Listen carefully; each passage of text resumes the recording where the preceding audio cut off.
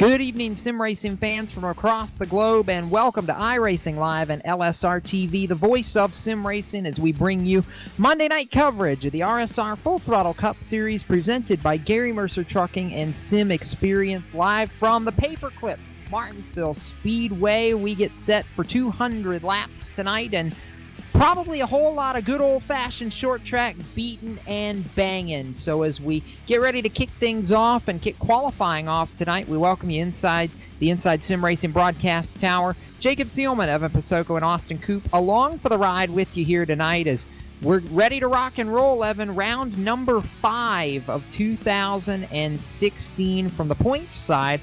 4 races, 4 wins between 2 drivers and 1 team. Boomtown Sim has been the group to beat all the way through the opening 4 races. Who steps up tonight and tries to stop them, because they're already first and third on the qualifying sheets tonight? Well, I can tell you that Steel Horse would love to, but I think any team is willing to get up there and get the job done. You take a look at the championship standing, still young into 2016. This is a team, though, Jacob, that everybody loves to hate. They came in here in 2015, ruffled some feathers. It really had a great, impressive rookie campaign, and they're showing at the start of the season that wasn't a fluke, and it's making a lot of guys angry. I can promise you that. Martinsville, speaking of tempers, a track where they may just get a little bit more physical to deliver those messages. It's going to be fun nonetheless. It will be fun. And Austin, this is a very, very tough track. We talk about good old-fashioned short track racing. We're going to see some rumpled fenders here tonight. How do you survive Martinsville? Well, it's kind of like just being in the right time and right place. This is a track where if you're up front, you're probably in good company. You don't have to really mess with a whole bunch of people. But if you're in the middle of the pack, it's kind of like a Daytona situation. You're in the eye of the storm. There's not a lot of chances you can take without, moving a guy or getting moved by somebody. You really have to play your cards. Try and salvage the tires as long as you can as well, and try and get to the front as quick as possible. Because if you don't, you'll be in the back and probably lapped, pretty soon. And that's going to be the key tonight, I think, is the guy. You've got to start up front, Evan. We've seen that every year here. It's hard to start from the back and get your way forward, because if you start at the back, these leaders catch lap traffic within the first 10 or 15 laps. If you don't keep from going a lap down, you get pinned a lap down by one of these caution flags early, you're done at that point. It's very, very difficult if you don't start up front to finish there. This isn't going to be a race where you see a lot of the guys finish on the lead lap. There's going to be a lot of guys at the end of the night, 1 lap down, a lot of guys 2, 3 continuing on. So once you do get that lap down, if you do, starting back at the pack, it's just so difficult to make those passes in bulk. And even if you start in the back, you got a fast car, if you're a fast driver in practice, you can't just make those moves and pull away from the leader back in traffic. The guy in clean air, like you said, he's going to be getting to you really quickly. So the key is just don't go a lap down, which is why qualifying is very important. And these guys, a 2-lap single car qualifying run, you want to hit the nail on the head right here, because it can make your night a lot easier if you don't start off with a big headache in the middle. Well, yeah, and see, this is where everything comes into play tonight. It's all these pieces coming together. This track, I think, more than any, is where we talk about, Evan, that old saying, preparation meeting opportunity, and you're going to see that tonight, because this track, I think, more than any, takes luck instead of just a fast race car to win at. I would compare it almost to the restrictor plate tracks with the amount of luck you need to win here, because it's so much about avoiding the carnage that blocks this track so quickly. There's nowhere to hide. No, I 100% agree with that, and I was thinking the same thing just the other night. Kind of like a Daytona and a Talladega, it is difficult to determine your own fate at this racetrack. Now, restrictor plate races, they do take a fair amount of talent to be successful at a consistent level. Martinsville is a very difficult track to drive at. There's clearly guys that like these flat racetracks, a place like this, a place like New Hampshire, better than other guys, but it does have that element of luck, being in the right place at the right time, or in some cases, not in the wrong place at the wrong time. You just have to be up front. You have to run your race, and it's always Martinsville. We always talk about guys moving each other out of the way. Try not to make anybody too angry too early on. Maybe save some of those moves for later on in the race. But you're right. You just have to run your race that if the cards fall in your favor, you're going to be in a spot to win. Sometimes, though, just like at Daytona, if you end up on the hook early, it's just not your night. Well, how about the guy that just jumped up to fourth on the board, Evan, the 23 of Greg Evans, who's the defending winner at Martinsville, won the chase race last fall to ink his ticket into the championship round of the chase. And we know he's got speed and he's not afraid to show it. I like the speed that the 23 I Can't Design entry has shown at this racetrack in the past and just put down a really good lap, only about half a tenth off Mitch Rollo's pole time. He's doing good right now as well. P6 in practice, top 5 in Q. I'm noticing a lot of names. I talked about trying to get everything you can out of this Q session, and not being an open qualifier, having single car runs makes it a lot more difficult, because once you put lap number 1 in the books, you're not going to be going around a second time. You better get that lap, get good off at turn number 4, and get the speed down. There's a lot of names, surprisingly, that had sub-top 20 runs in the practice session, Jacob, inside the top 10, inside the top 15 right now in qualifying. One of the names, William Hale, 22nd of the practice board, 7th overall right now. Bobby Terrell, 21st in practice. He's P9. Other names include Rhett McBride, Stefan Baranek, David Comstock, who are all inside the top 15, who are no better than a top 25 position in the practice session as well. The single car speed is what gets you up there in qualifying. It's going to be a completely different ball game, though, when you get out on track, because you're going to be talking about a long race run consistency. You have to put down basically a qualifying lap every single time. So we always see a couple of guys go from the bottom to the top, but a couple of guys fast in practice that really don't qualify maybe where they should be, like a Scott Eckridge, Jacob, 2nd in practice right now, 36th on the board, but I'm surprised how many names are jumbled up right now. Yeah, I really am too. And Austin, we talk about this track, and from a standpoint of drivability, I know we've got the dynamic surface, but there's really only one place to run here because of how tight it is, how tight the corners are, and it's on the bottom. So we're going to see everybody fighting for the same piece of real estate tonight. Oh yeah, you hit it right on the money there. There's no other place to really go, and I'm really going to look for these guys who didn't qualify so well, like Scott Eckridge, who will probably come into the field like a mad hornet. I mean, that's going to be probably one of the things I'm really looking for, is these guys who are going to be starting from the back and having to really force their way up, and sometimes going 3 wide on the backstretch, and forcing guys to have to back out of it, or playing out, just moving them into the next corner. That's the exciting part about these short tracks, is knowing that some of these guys really probably missed it in qualifying, and they're gonna have to really work on that bottom, like you said, because there really isn't any top line to go here. Let's go trackside now for opening ceremonies and pay honor to this country with the performance of our national anthem, Jaden Berkey.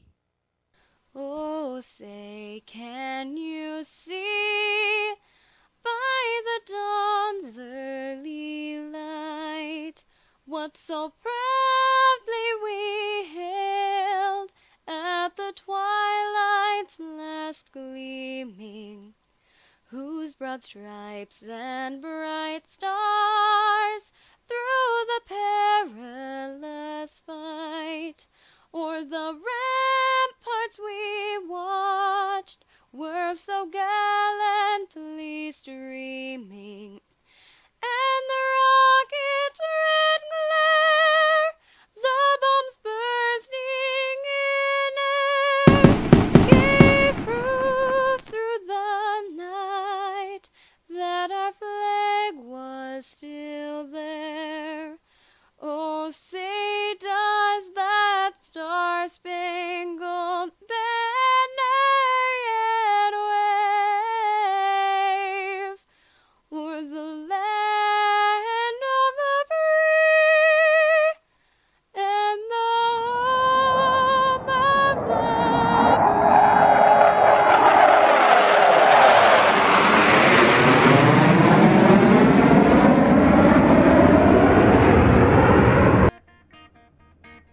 Ready to rock and roll here at Martinsville Speedway for 200 laps. Tonight, we're going to take you through the SimVibe starting grid for tonight's race. And on the pole, his 4th career Full Throttle Cup Series pole, going to be the Chevrolet of Mitch Rollo. Alongside him in the 21 Quick Car Racing Products entry, Matt Lacrosse on the outside of the front row. Anthony DeBarro, the Caterpillar machine, rolls from the inside of row number 2 with Greg Evans in 4th. The defending winner at Martinsville, Daniel Eberhardt. Strong run already. He rounds out the top 5. Going to start to the outside of that row, the number 6 spot, the 98 David Washington. William Hale rolls from P7 alongside Dan Murray, who is going to start right where he was in practice. And the number 8 spot, P9, going to go to Bobby Terrell. That's a 12 spot pickup from the practice session tonight. And the number 8 machine to Chad Cole will round out your top 10. Yeah, Rhett McBride going from 11th in a Toyota tonight. CJ LeVere, another Toyota in 12th, and his teammate Stefan Marinak behind him, 13th tonight. David Comstock, the Monster Energy Gary Mercer Trucking Chevrolet, got a little ways to come from the outside of row number 7. Jose Gonzalez is 15th tonight. Nick Cohan just behind as well, going to be starting 16th position. Carl Shedd and Kyle Tarasco will make up row number 9, 17th and 18th on the racetrack. And then you have Sean Boundy 19th and the 24, Thomas J. George through P20.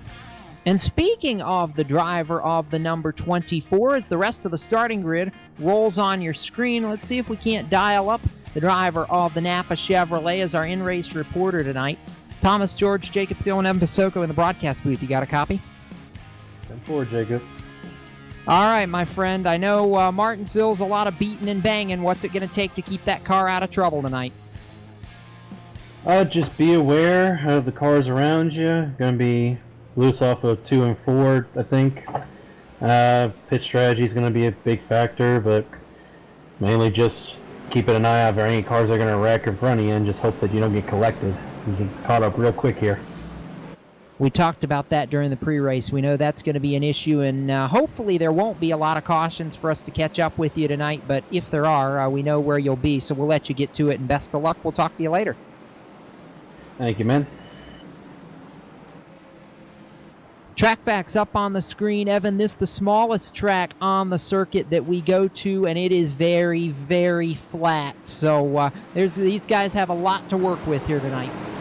They're going to be using Morse code on the bumpers. That's how they're going to be communicating with each other throughout the night. Like we said, it's a lot easier to start up front, but 200 laps, plenty of time to make something happen, and there's plenty of time to run into trouble. You want to have a race car in one piece by the end.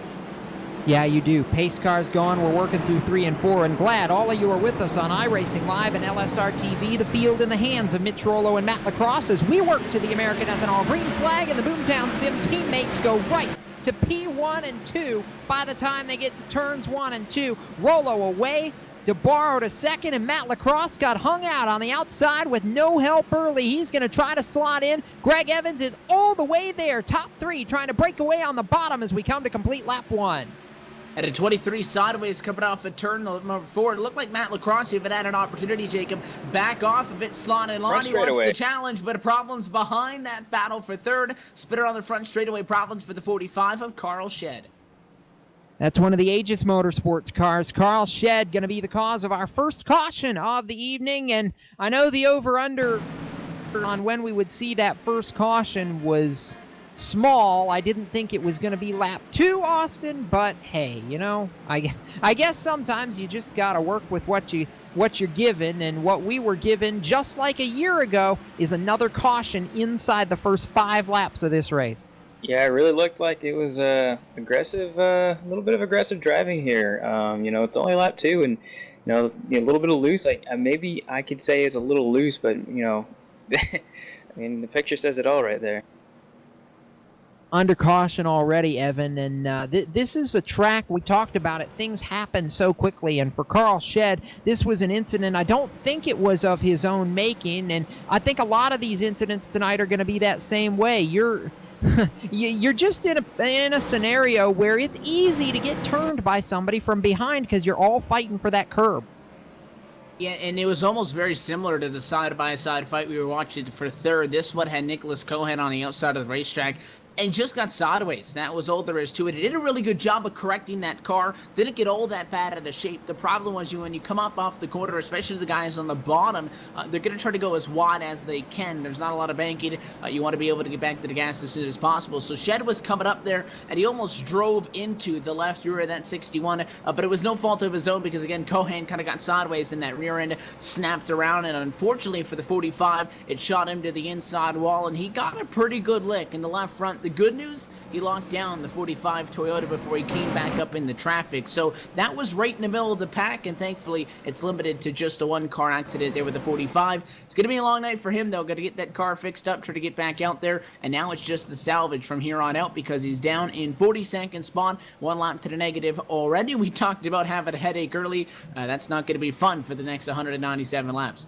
No, it's not. And 5 laps in the books as we work our first caution of the night. And Austin, I was watching the initial start and how coordinated it was between Mitch Rollo and Anthony DeBarro to be able to go to those first 2 positions. And that works when you've got team cars starting first and third on the inside lane. It's not going to be that simple this time on the restart. It's a whole lot harder to coordinate a restart at Martinsville when you're trying to drop a teammate in behind you as it is trying to get them out in front, nose to tail on the inside lane. This is going to be a little bit less orderly than what we saw on the first green flag.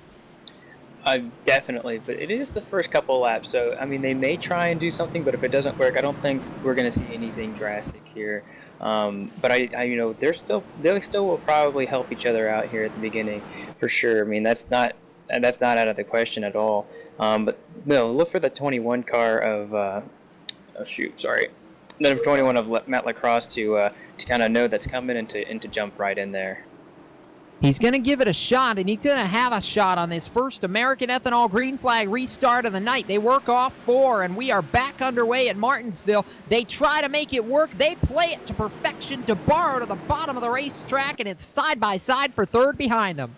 At a caution, going to fly behind, back down to turns number 1 and 2. Actually, it's going to be again on the front straightaway. This time, Jimmy North, number 84, Cabela's entry. Hard into the inside fence. It looked like he went in back and first, and that was a little bit of... hard to say if it is self-inflicted or not, but he did have some contact with the number 1 machine. However, I do think the 84 kind of came up and cut off the number 1 behind him. But contact with Sean Casto sends the 84 around. Jacob, just like that, caution flag right back out. Yeah, caution is back out early, and it's not allowed for much changing of positions among the top 20 drivers, though. Thomas George, our in-race reporter, up from 20th to 17th early on in the goings of this one, while Mitch Rollo has led all 9 laps that we have completed so far. Anthony DeBarro, Matt Lacrosse, Greg Evans, Daniel Eberhardt, the top 5, which other than the change in position between DeBarro and Lacrosse, the top 5 run exactly as they started. Actually, top 7 run as they started with Dave Washington and William Hale back there as well. And Evan, I want to give props to that 62 of Hale because what a job he's done. He's really struggled, only made 2 of the first 5 races this season, but that 62 Ford has done a tremendous job, did a tremendous job in qualifying, and has been able to hold a top 10 position here early on. And he was one of the guys that we were talking about there in qualifying that really picked up. He was P22 out of practice starts, but qualified 7th, and he still runs exactly there. It's good for him because that put him on the inside of row 4, so he's been on the inside for all of these restarts, and I think with the longest run going about 1 lap and a little bit, hasn't really had an opportunity to be challenged, but also he hasn't had an opportunity to challenge anybody in front of him. David Washington in P6, that's exactly where he started. Daniel Eberhardt's P5, that's exactly where he started, and Greg Evans is 4th, exactly where he started. The only change for position we've had so far inside of the top 7 was 2nd and 3rd, where DeBarro jumped up to P2. He kicked Matt Lacrosse back to the number 3 spot. I want to talk about those guys that went inside of the top 5, Jacob. We saw Mitch Rollo take off, get to the race lead, and DeBarro slotted in line immediately in the corner. He could have made it side by side if he wanted to, but obviously he got on the brakes a little bit early, jumped in line. That's not something that Greg Evans has showed us that he has been wanting to do. He's gone to the inside on the Toyota to Matt Lacrosse,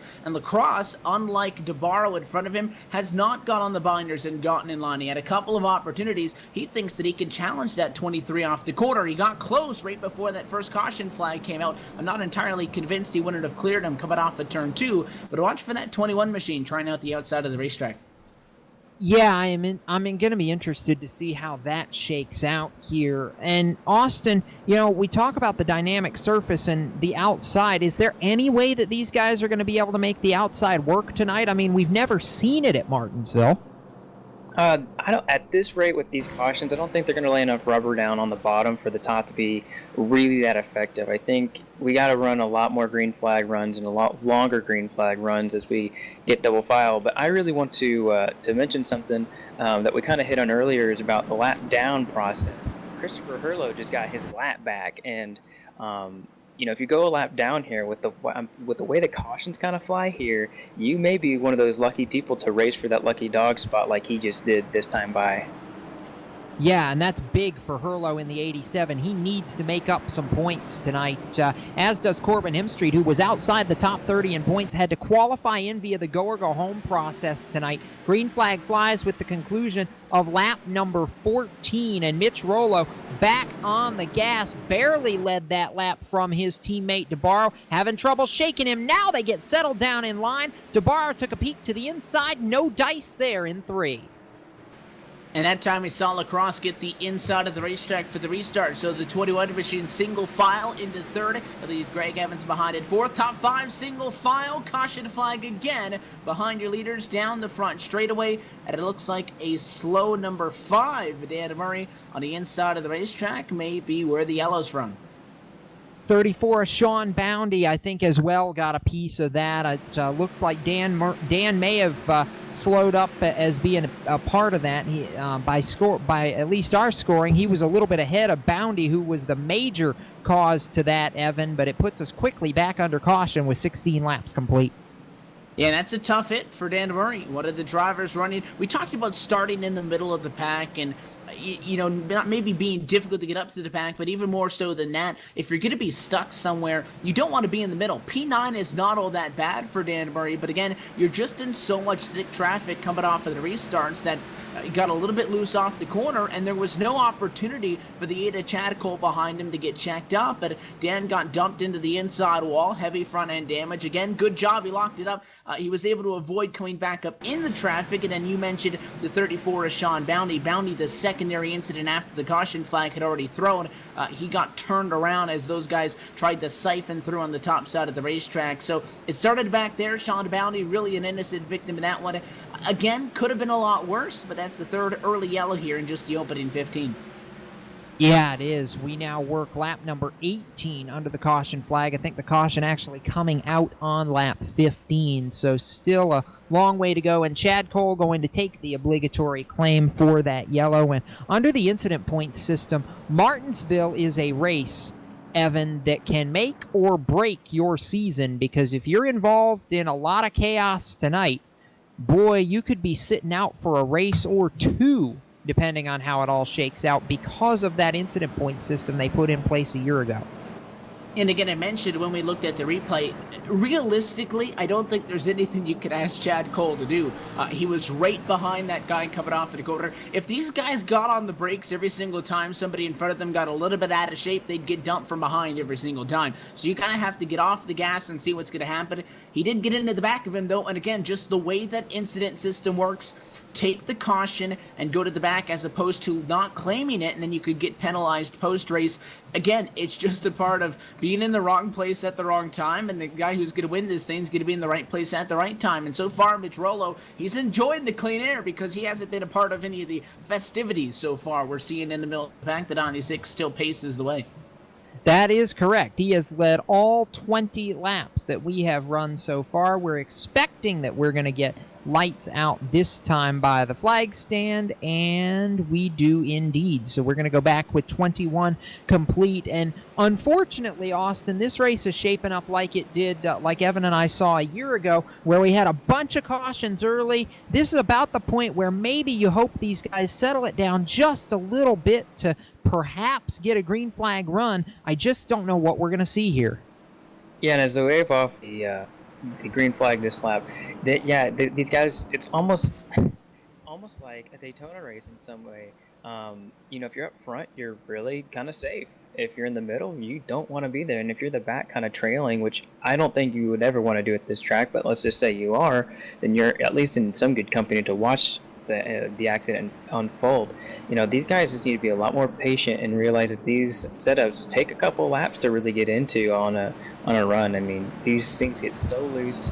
They just need to, they need to feather it a little more coming out of the corner. That's really getting a lot of these guys in trouble, and just being paying attention. A lot of these guys are getting run over, and out, sometimes even on the straightaways, and you just got to use your head a little bit more.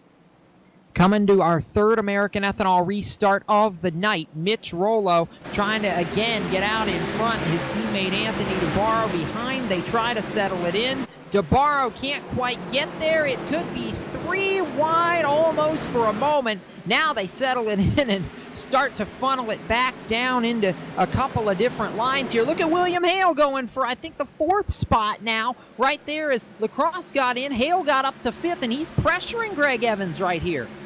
It looked like we were going to be 2 and 3 wide for the race lead, if not second, coming off a 2. And the next thing you know, the top 8 were single file. A lot of contact, though, around P15 back of the pack as they accordioned up down to turn number 3. But now we get these guys up front, single filing out and getting a couple of green flag laps in. The 9 car sideways off at 4.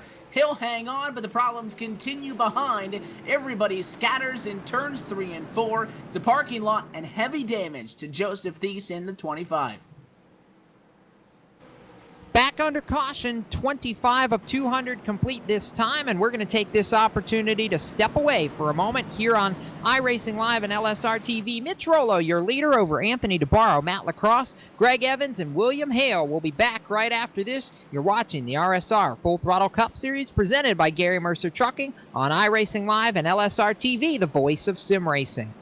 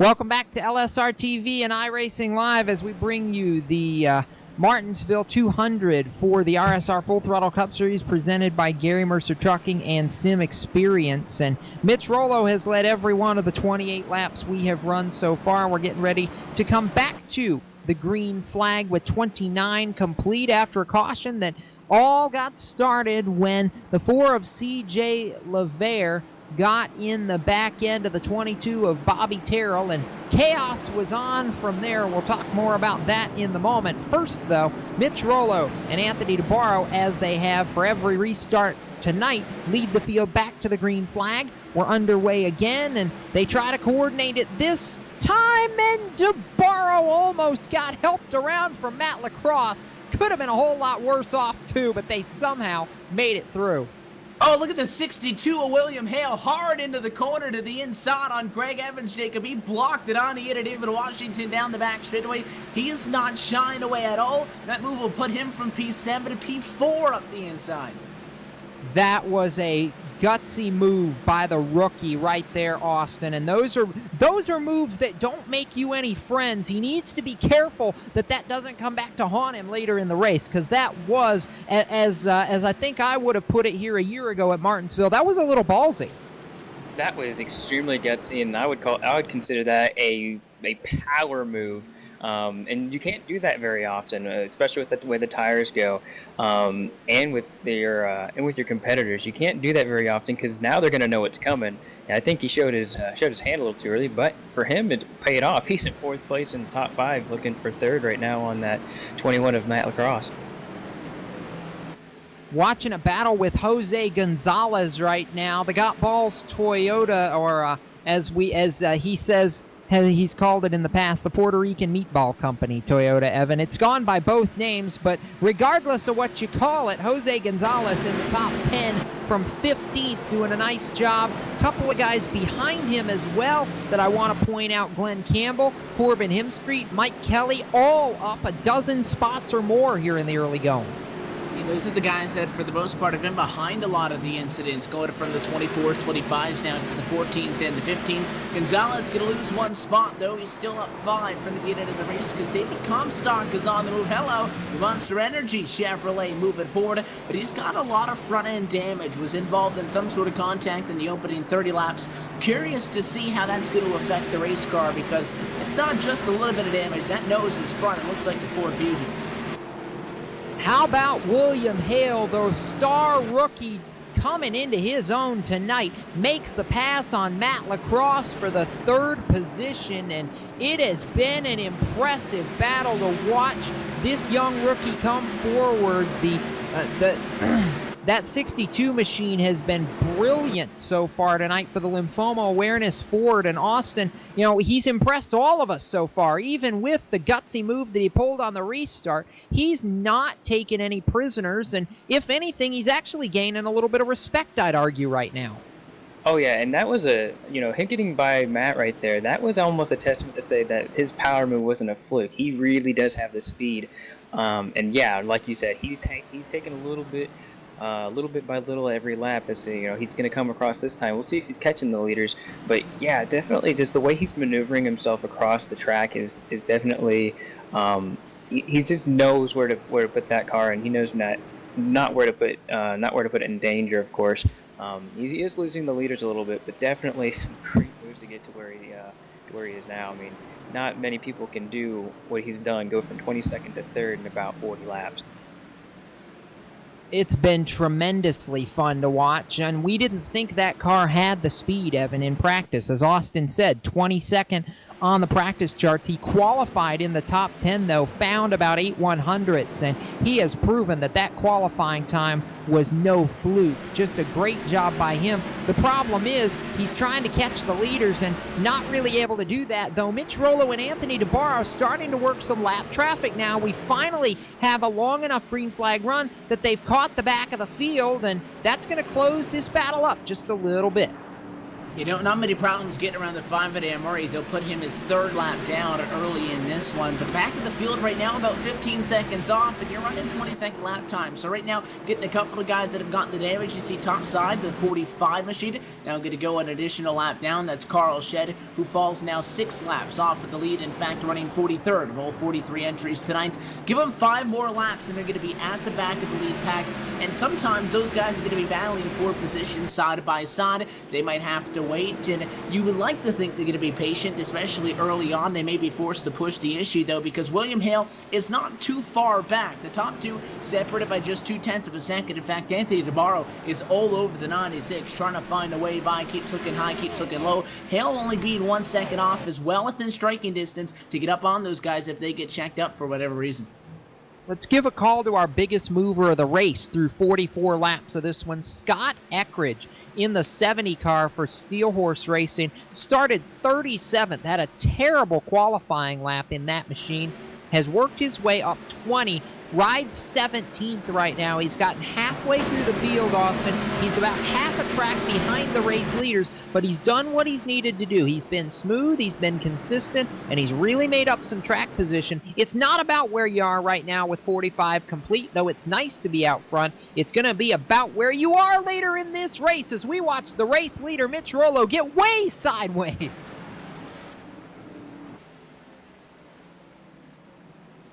Well, I will say we were talking about on the grid there with that started 37th place, Scott Eckrich, and we mentioned it. You know, what is it going to be like for the number 7 Chevrolet to get up to the field? Because he was second fastest in practice. He's doing a good job so far. He's in really thick traffic, though. He's got Mike Kelly, Corbin Hemstreet, some of the names running in front of them. A lot of these guys, they'll have damage on one part of their race car or another. Your top 2 still yet to hit the bulk of the lap traffic, still a couple of laps out, and they are the fastest 2 on the racetrack by far and large now. Pulling away from William Hale and company. And Matt Lacrosse even now going to put up a challenge for 3rd. He's on the back bumper of the 62 Ford of William Hale, and if they battle for 3rd, it'll increase the gap to P1 and 2 even more. And yes, I've it been will. looking at- Right now, we are closing in on 50 of 200 laps complete, so we are almost at quarter distance, and there's the caution. Just shy of catching up to the lap traffic. Your leaders were going to be there within a couple of moments. The yellow flag flies once again. Longest green flag stretch we saw on the day. Problems for the number 33 of Glenn Campbell. That looks like a single car accident for the 33 Skull Ford Fusion down the backstretch. You'll get a look at the replay here in a moment, but we're also going to send all these drivers to pit road right now for the first time today. That is big as we see everybody, led by race leader Mitch Rollo, down to the stripe with 49 laps going up on the board. It's time to take a look at actually a couple of guys. I think Matt Lacrosse and Jose Gonzalez staying out right here to assume the lead, and Mitch Rollo nearly misses his pit box coming in, Evan. That was tight. And a lot of the pit lane as well going to find themselves at the inside of the corners. So it's going to be fun getting on and off of the pit lane. All of the guys pitting, though, coming more so from the back of the pack. 3 and 4 wide off of the pit lane. William Hale in the middle of it all with Greg Evans in front. That he'll get out in front of Anthony Nabarro. The number 9 machine going to end up behind. How about Matt Lacrosse, though? 21 stays out. So does Jose Gonzalez to P1 and P2. So under caution, coming to the 1/4 distance point this time by, it's going to be Matt Lacrosse, Jose Gonzalez, then Chad Cole, Mitch Rollo, and looks like no, check that. Going to be Greg Evans, I think, when it all cycles around to the top 5. So it's all bounced up right now, but we are going to give you a full field rundown here in just a couple of minutes. We're going to step aside to do a little bit of business and be back with more from Martinsville Speedway right after this. You're watching iRacing Live and LSRTV, the voice of sim racing.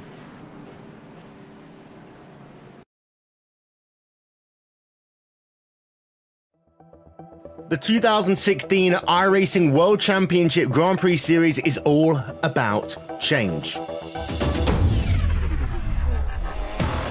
New teams, new drivers, new tracks, even a new logo.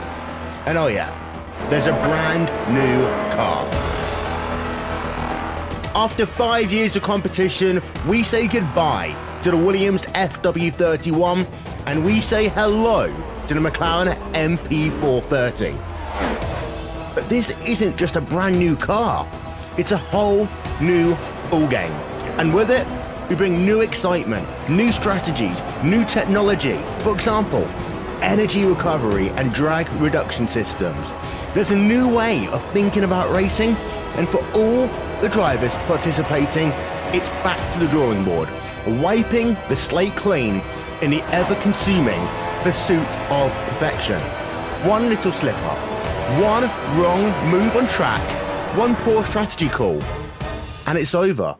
That's the difference between coming up short and becoming champion and being $10,000 richer to boot. So yeah, change is in the air, but we're going to start getting answers on the 27th of February as the 7th year of iRacing World Championship competition kicks off.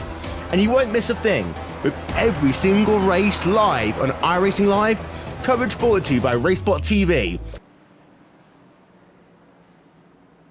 Ready for a restart here on iRacing Live and LSRTV. For the first time today, Mitch Rollo not the car out front. Matt Lacrosse has gone to the lead, stayed out on the opening round of pit stops to lead us back to the American Ethanol green flag, and he gets a big jump. Jose Gonzalez got checked up on the outside in a big way. That's going to stack up the outside lane. Mitch Rollo, fresh tires, going to look like a hero to the inside for the lead on 55.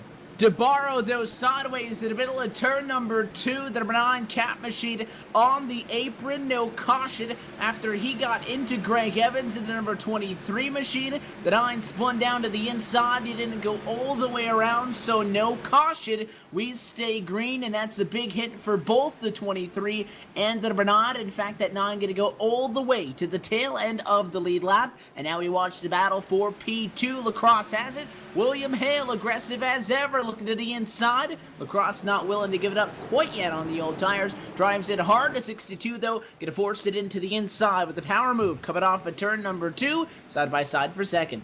And that whole chain reaction. And what a run that William Hale is having here early on in this race, as he's going to clear the 21 of Lacrosse this time by and take over that second spot on lap number 57 as the caution flag flies here, working 58, and that's going to be our 6th yellow flag of the day. And it's the 99 machine problems for Stefan Baradak, and that Toyota Camry nose first into the inside fence, just coming out of turn number 4.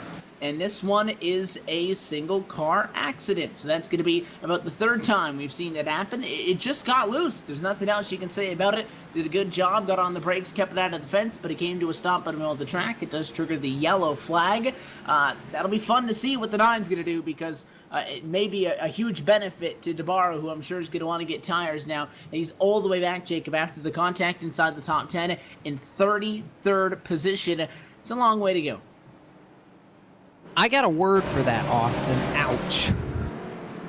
Oh yeah, there really wasn't a lot that he did wrong in that situation. I don't know if we have had a replay of it or anything, but when we described it, I mean, he was in the outside lane, and that checkout happened because that start was just, I haven't seen it start that bad in a while. I mean, there was no get up or anything on that outside line, and people wanted to go and they weren't going, and so there was this huge checkup, and a lot of guys got damaged in that. So this will be a good caution for those guys who got kind of stuck out to dry for sure. A couple guys got spun out like DeBarro, or not completely spun out, but definitely lost a lot of momentum, and even got a lot of guys got damage on that. And there's very few cars here now that don't have damage, and those cars that don't, well, you're looking at them at the front. Yes, you are. We crossed 60 laps complete this time by Evan. What have we learned through just about the first third of this race?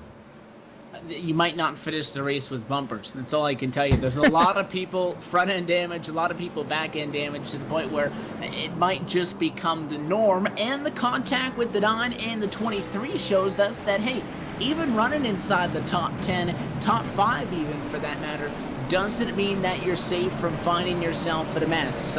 You want to lead the race. I know it sounds, like the most common sense strategy to any race, but I think you want to be in front of the field. We are going to get, though, I'm confident, at some point a green flag stretch. To one of most prior to this second to most recent yellow, Jacob, a pretty good green flag stretch. We're still 39 laps shy this time by the halfway point. We have 139 laps to go for Martinsville Speedway. We're going to see a long green flag stretch. At that point, maybe somebody's opportunity to make the passes that they need to on the racetrack. So far, we've seen a lot of guys move up and a lot of guys fall down. How about Mike Kelly, the number 80, started 28th. He's riding P6 right now, but we haven't seen a lot of people be able to make these moves under green flag conditions. That point is going to come at some point in the race. You got to be up on a wheel and be ready for it, because that may be where this thing gets decided for. Because if we do break out and go green for a little bit, the numbers say that we'll get a couple more yellows late in the race, and when that point comes, you want to have as much track position as you could have gained. That's exactly right, and we are getting set to go back under the green flag. It's going to be 63 laps in the record books as Mitch Rollo and William Hale going to lead the field back to the American Ethanol green flag. Hale, part of the Stroker Aces team that's won 2 championships, and gets stacked up on the restart, and a caution flag immediately flies. And the restarts, there's no doubt that they're tricky to navigate, and the biggest issue is, especially early, was you get this large accordion effect. When you get down into the corner for the first time, and not even so much down to turn number 1 for the first time. This caution flag, though, trying to find a number on it, a couple of guys checked up. Not everybody was completely caught up, Jacob. It's going to be a delayed green flag, delayed caution flag, green flag going to fly now. Problem was, Sim didn't delay that green until the pace car had already dived down. So that's not going to count as an attempt. We go green this time. It's Rollo goes out in front. That's a little bit more like it, as William Hale trying to defend the second spot from Daniel Eberhardt. These top 4 right now, Rollo, Hale, Eberhardt, and Washington, really have solid runs going all the way. Rollo has dominated the proceedings to date as we come up on 66 laps complete, but those Aegis cars are sneaking into the picture as they have the last couple of races. Evan, Eberhardt and Washington have been so close to wins, haven't been able to get it done yet. And we talked about the dominance so far of some of the teams coming into 2016. Nobody outside of Boomtown Sim has gone to victory lane yet. It's round 5. It's Martinsville. They want to get the job done, and so far, a little bit shy of that. But look at William Hale, the 62. He's going to get hit from behind. He'll hang on. Eberhardt got him in the back end in turns 3 and 4. Spectacular save. Hale drove it in so hard, Jacob, to the corner that he was really slow getting back to the gas, set her off, and Eberhardt just about sent them both in for a wild ride. They both hang on. Good news for Rich Rollo, because he'll pull out 0.6 of a second with that. There's a lot of talent going there. That was pretty good for those guys to be able to save it, because I'm pretty sure William was about 45 degrees angled towards the inside of the track, and I think they're going to be a little loose now, and they're going to have a little wear on their tires as Mitch Rollo rides off and kind of says bye to them. They're going to continue to battle, and that was spectacular driving by both of those guys. But definitely keep watching this. It's not over for a long shot. I don't think William Hale's going to give it up any easier than he did the first time as a caution comes out. It'll fly yet again, and survey says turn 4. This time, Christopher Hurlow, though, the number 87 Chevrolet. He's turned backwards, facing the inside fence, and this was a lot of contact in the corner. Hurlow running in the number 18 position at the point of the caution flag. Drove it in hard on the 84 at Jimmy North. Probably not the best move. Wasn't really a lane there, but the 84 had damage, and Hurlow tried to take advantage of that. He sent the 84 sideways, and when he checked up for him, again, just a case of not enough reaction time for the guys behind, and it looked like the 00 of Anthony Fredericks got him in the left rear, turned him around, and yet again, turn 4 brings us a little bit of contact and another caution flag, at least a 4th one stemming from an incident just like that so far. Yeah, under caution, 72 complete. We're going to step away and come back with more from Martinsville in a moment. You're watching iRacing Live and LSRTV coverage of the RSR Full Throttle Cup Series, powered by Gary Mercer Trucking and Sim Experience.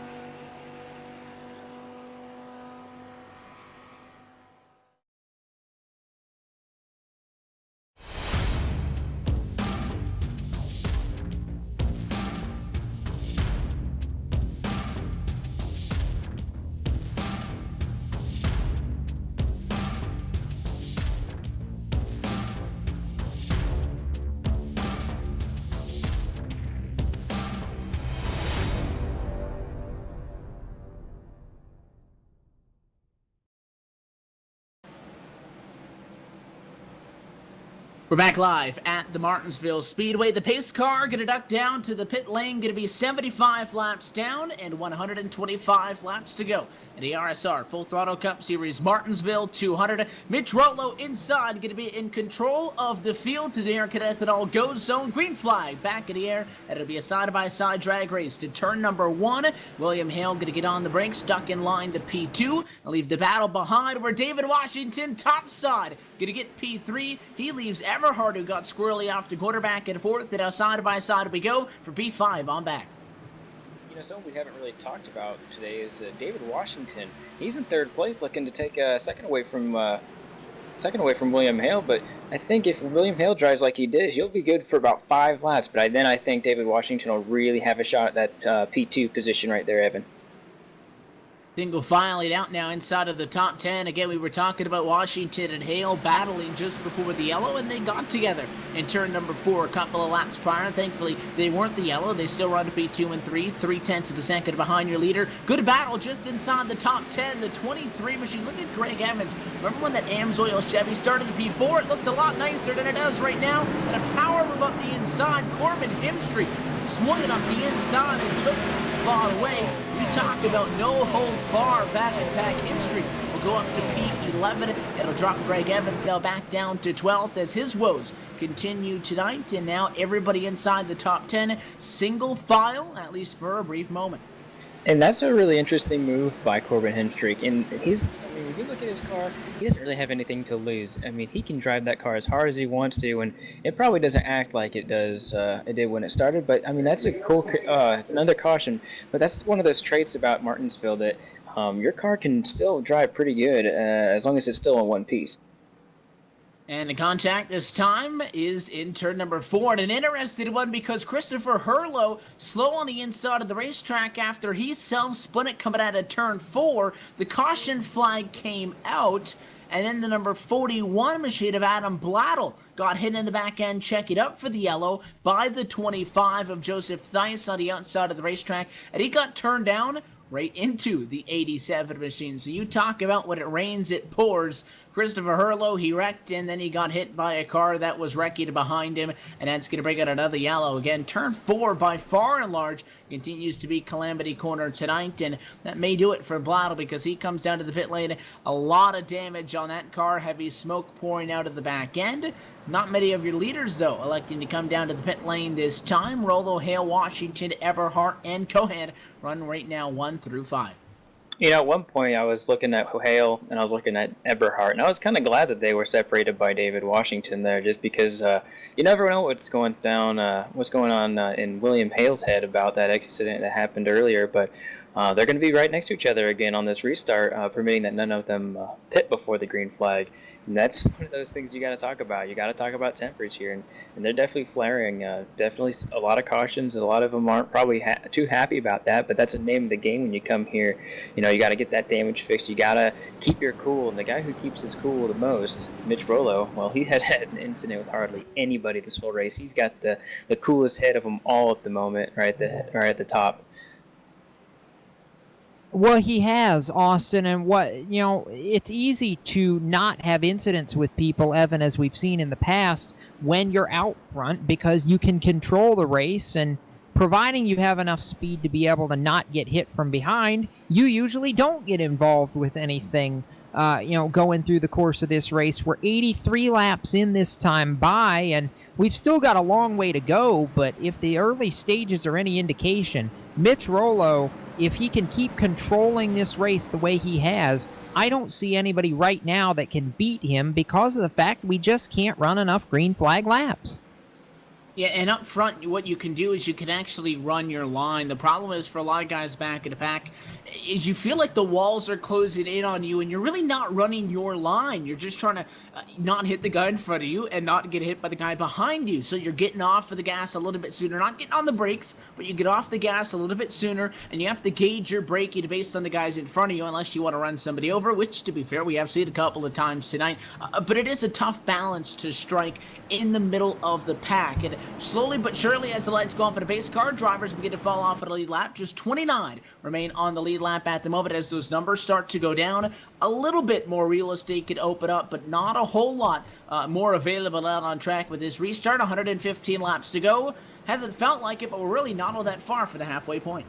No, we're not. Mitch Rollo has led all but 6 laps in this race to date. 79 of the 85 complete as we go back green, and not a good start on the inside for Daniel Eberhardt into turn number 1. He spins the rear tires and has to deal with it, with his teammate now going to swing up and hold that 3rd spot, but I thought David Washington for a minute was going to be able to do it. Eberhardt just really struggled on that green flag, Evan, and it took him about a half lap to get up to speed. And he's in the middle of the traffic there. The good news is he doesn't lose all that much. Again, he's still 3rd, but check the guys behind him up just a little bit. Washington, Cohen Company. Look at the 14, David Comstock. He'll drive it in hard and make it side by side with Mike Kelly. Can he get back to the gas in time? Yes, he will. And he'll drag race him down the front straightaway. He's got to dig in hard, though, to get on his door if he wants to be able to do anything with it. But he's struggling to get that position. Not going to be enough. Great defensive move on the outside for Mike Kelly. Not going to be denied. He hangs on to P6. Yeah, nice run for the I-80 Speedway Kaziski's Auto Parts entry so far of Mike Kelly, who is having a really great run. Started 28th, but has worked his way up to the 6th position in a similar vein as Scott Eckridge, our biggest mover of the race. 37th he started. He's worked his way up to the 8th position. Done a fantastic job, Austin, on staying out of trouble, and that post-Venom Camry has done a really, really, really nice run up through this field tonight. The likes of which I haven't seen at Martinsville in quite some time. Oh yeah, and it's really hard. Like, you know, we talked about it earlier in the show. You know, it's really hard to get up there, but if you're calm, collected, and you know somehow don't get into trouble, you know, you can really get up there. Somebody I'm watching right now, you know, Nick Silver, he's coming up from about 34th position. You know, he had a really bad qualifying run, and he's just cracked his way up in the top 10. You know, his car is, I don't see hardly any damage on that Ford, and he's making his way up, and I think he's actually catching some of these guys in front of him quite a bit. And it's about every lap he's getting about 2 or 3 car lengths, and by the next time he's going to move them out of the way, get to their bumper, move them. They're going to be coming. If they have some tires, they have some they don't have any damage. So, you know, these guys that are in the back that took tires earlier on, they're really benefiting from that. Yeah, they really are right now. And we had a change for second about 2 laps ago. Daniel Eberhardt finally did away with William Hale, and he is running Mitch Rollo down. A lot of smoke, though, off the exit of turn 2 and down the back straightaway. Somebody with some major problems right now as the leaders work into turns 3 and 4. They're coming up right now to pass the remnants of, I think that was Carl Shedd. Evan, there's nothing left of that car. Yeah, that's Joseph Tice on the outside of the racetrack, and he's leaving a lot of smoke out there. He's trying to be out of the way. You saw he went up against the outside fence. Now he gets down to the inside, and I think he's going to pull it down and off of the racetrack, because not only is it a hazard, you know, you're always working around lap cars, to be fair. When you have somebody that much off speed, though, it's a little bit more interesting. And he's dumping a lot of smoke on the track as well. It can make it a little bit more difficult for some of these guys to see up and around some of these corners with all that smoke on the racetrack. Your leaders, though, no problem getting through it, and now Daniel Eberhardt can set his sights on Mitch Rollo and see if he can get to him. The gap right now is just 0.6 of a second. It'll grow a little bit, though, in favor of the 96 that time by, so Mitch Rollo's showing that he's not going to let Daniel Eberhardt just walk up and take it away from him. The 96 probably driving that car just about as hard as he can, because he loves it up in front and into clean air, and if he loses that clean air, you might not be guaranteed to even have a shot at getting back at it the way that this race has gone. 3 laps shy, though, of the halfway point, and your pole sitter still leads the way. Yeah, and I'm liking the battle back in the pack right now. Actually, this is the battle for 29th a couple of laps ago, and Anthony DeBarro has moved himself, Evan, into the lucky dog position in 29th. He's got a little bit of a rumpled front end right now, but he's in position the next time we have a caution, because I promise you, we won't go green from here to the end. It doesn't work like that at Martinsville. So when we have a caution, if he can hold that position, he'll get back on the lead lap and maybe have something to say to these guys. And he's had a couple times when he's been a lap down. Every caution, he comes down pit road, and he does service to that car, and he's had at least 1 or 2 lucky dogs, I think, at this point. And the more damage you can fix, and the more service you can do to that car, and still get that lap back, that just shows tenacity, and that shows that this driver in that number 9 car really, really wants to do better at this, better in the race. He still has half a way to go, and that's one great thing about this track is, with the amount of cautions, you can get those laps back in a, hopefully not too long of a time, but that there's at least going to be a couple cautions to save you if you're on that off lap. Closing on the lead as we cross the halfway point of this race. Mitch Rollo has it. Daniel Eberhardt wants it. But first, we're going to take a look at our Gary Mercer Trucking Midway Race Break here on LSRTV and iRacing Live, and take a look down the iRacing full field rundown powered by iRacing, the world leader in motorsport simulation. Mitch Rollo has led now 95 of 101 laps. Daniel Eberhardt rides in second, chasing the pole sitter, who got a little loose just then. 2 seconds back, it's David Washington in third. William Hale has now dropped to fourth, and Nick Cohan is fifth. Mike Kelly is sixth. David Comstock is seventh. Scott Eckridge from 37th runs eighth, and a similar run for Nick Silver, 34th to 9th right now, with Greg Evans still lurking in the top 10, the defending winner at Martinsville. And in just outside, a good run so far. How about Kyle Taraska picking up 7 spots over the course of the run? He sits just behind in 11th and 12th position Corbin Himstreet, working his way up to the field after he started 27th. He got Rhett McBride back in 13th. 14th right now is Rich Jetty, and then Brian Harvey, 39th to 15th. Having an impressive run as well, and the guy that sat shotgun on the field, Scott Stenzel, from dead last to P16 as well. And the good news is he's been keeping that 42 Chevrolet clean throughout the evening. Jose Gonzalez just behind in 17th. 18th is Jimmy North with Matt Lacrosse 19th, and rounding out your top 20 is Sean Casto. There keeps being bumps up at the front of the field. We may have a change for the lead, but we're going to go through the rest of this rundown while keeping an eye on Eberhardt and Rollo up front. 21st right now is Bobby Terrell, who's been shuffled back a little bit after starting in the top 10. Brennan Mercer, 22nd. Scott Simley rides 23rd, and Sean Boundy is 24th. 25th, C.J. LeVere. 26th, William Amaker. John Abbott, 27th. 28th to Steve Gottschalk. Anthony DeBarro in the lucky dog position in 29th, and Stefan Marinak is 30th.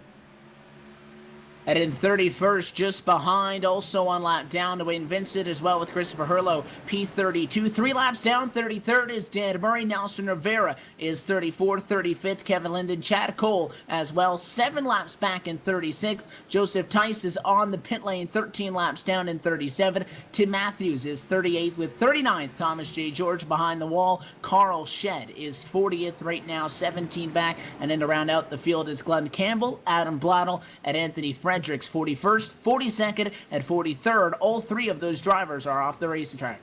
Chase for the lead up Battle for front. the lead in lap 108 in 3 and 4. It's a short-lived one. Daniel Eberhardt drives around Mitch Rollo as Rollo got squirrely down the back straightaway, and the driver of the number 90 took full advantage. Eberhardt, I think for the first time all year, has proven that these Boomtown guys can be passed under regular conditions, drives around and drives away. And he had a little bit of a nose in the turn 3. I mean, it wasn't much, but it was definitely enough to get by Mitch Rollo. And we're going to have to see how he can navigate the traffic, because this is the first time he's led, and this is going to be the first time he's going to have to actually, go through the traffic. And we'll see if Mitch Rollo can catch right back up to him, because, the way this lap track has been towards Eberhardt, they really, with the smoking car earlier, actually kind of downed his momentum. I really want to see what Mitch Rollo can do.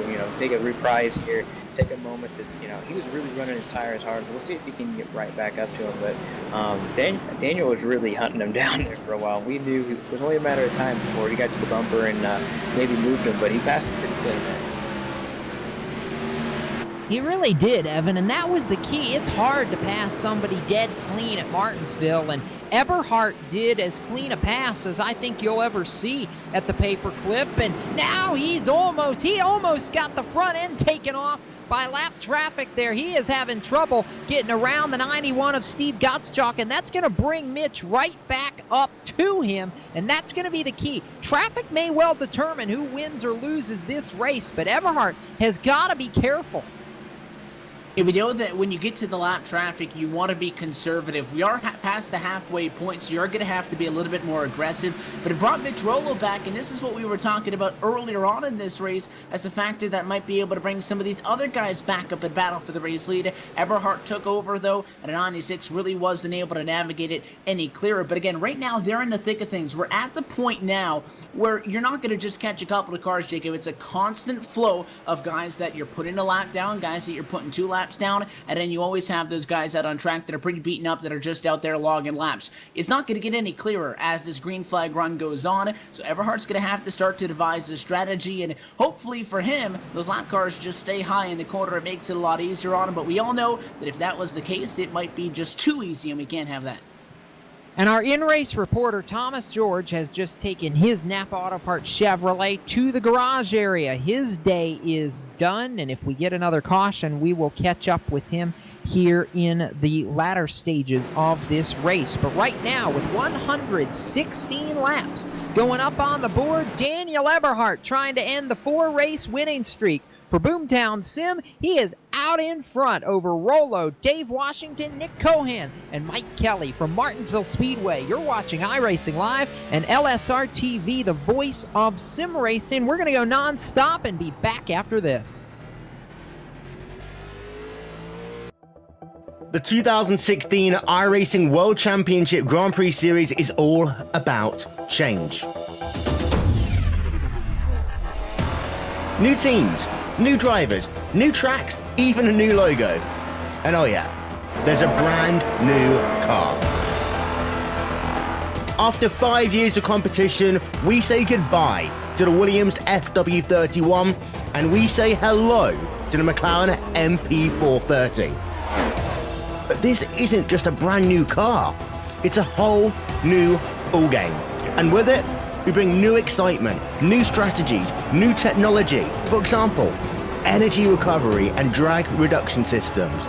There's a new way of thinking about racing, and for all the drivers participating, it's back to the drawing board, wiping the slate clean in the ever-consuming pursuit of perfection. One little slip-up, one wrong move on track, one poor strategy call, and it's over. That's the difference between coming up short and becoming champion and being $10,000 richer to boot. So yeah, change is in the air, but we're going to start getting answers on the 27th of February as the 7th year of iRacing World Championship competition kicks off. And you won't miss a thing with every single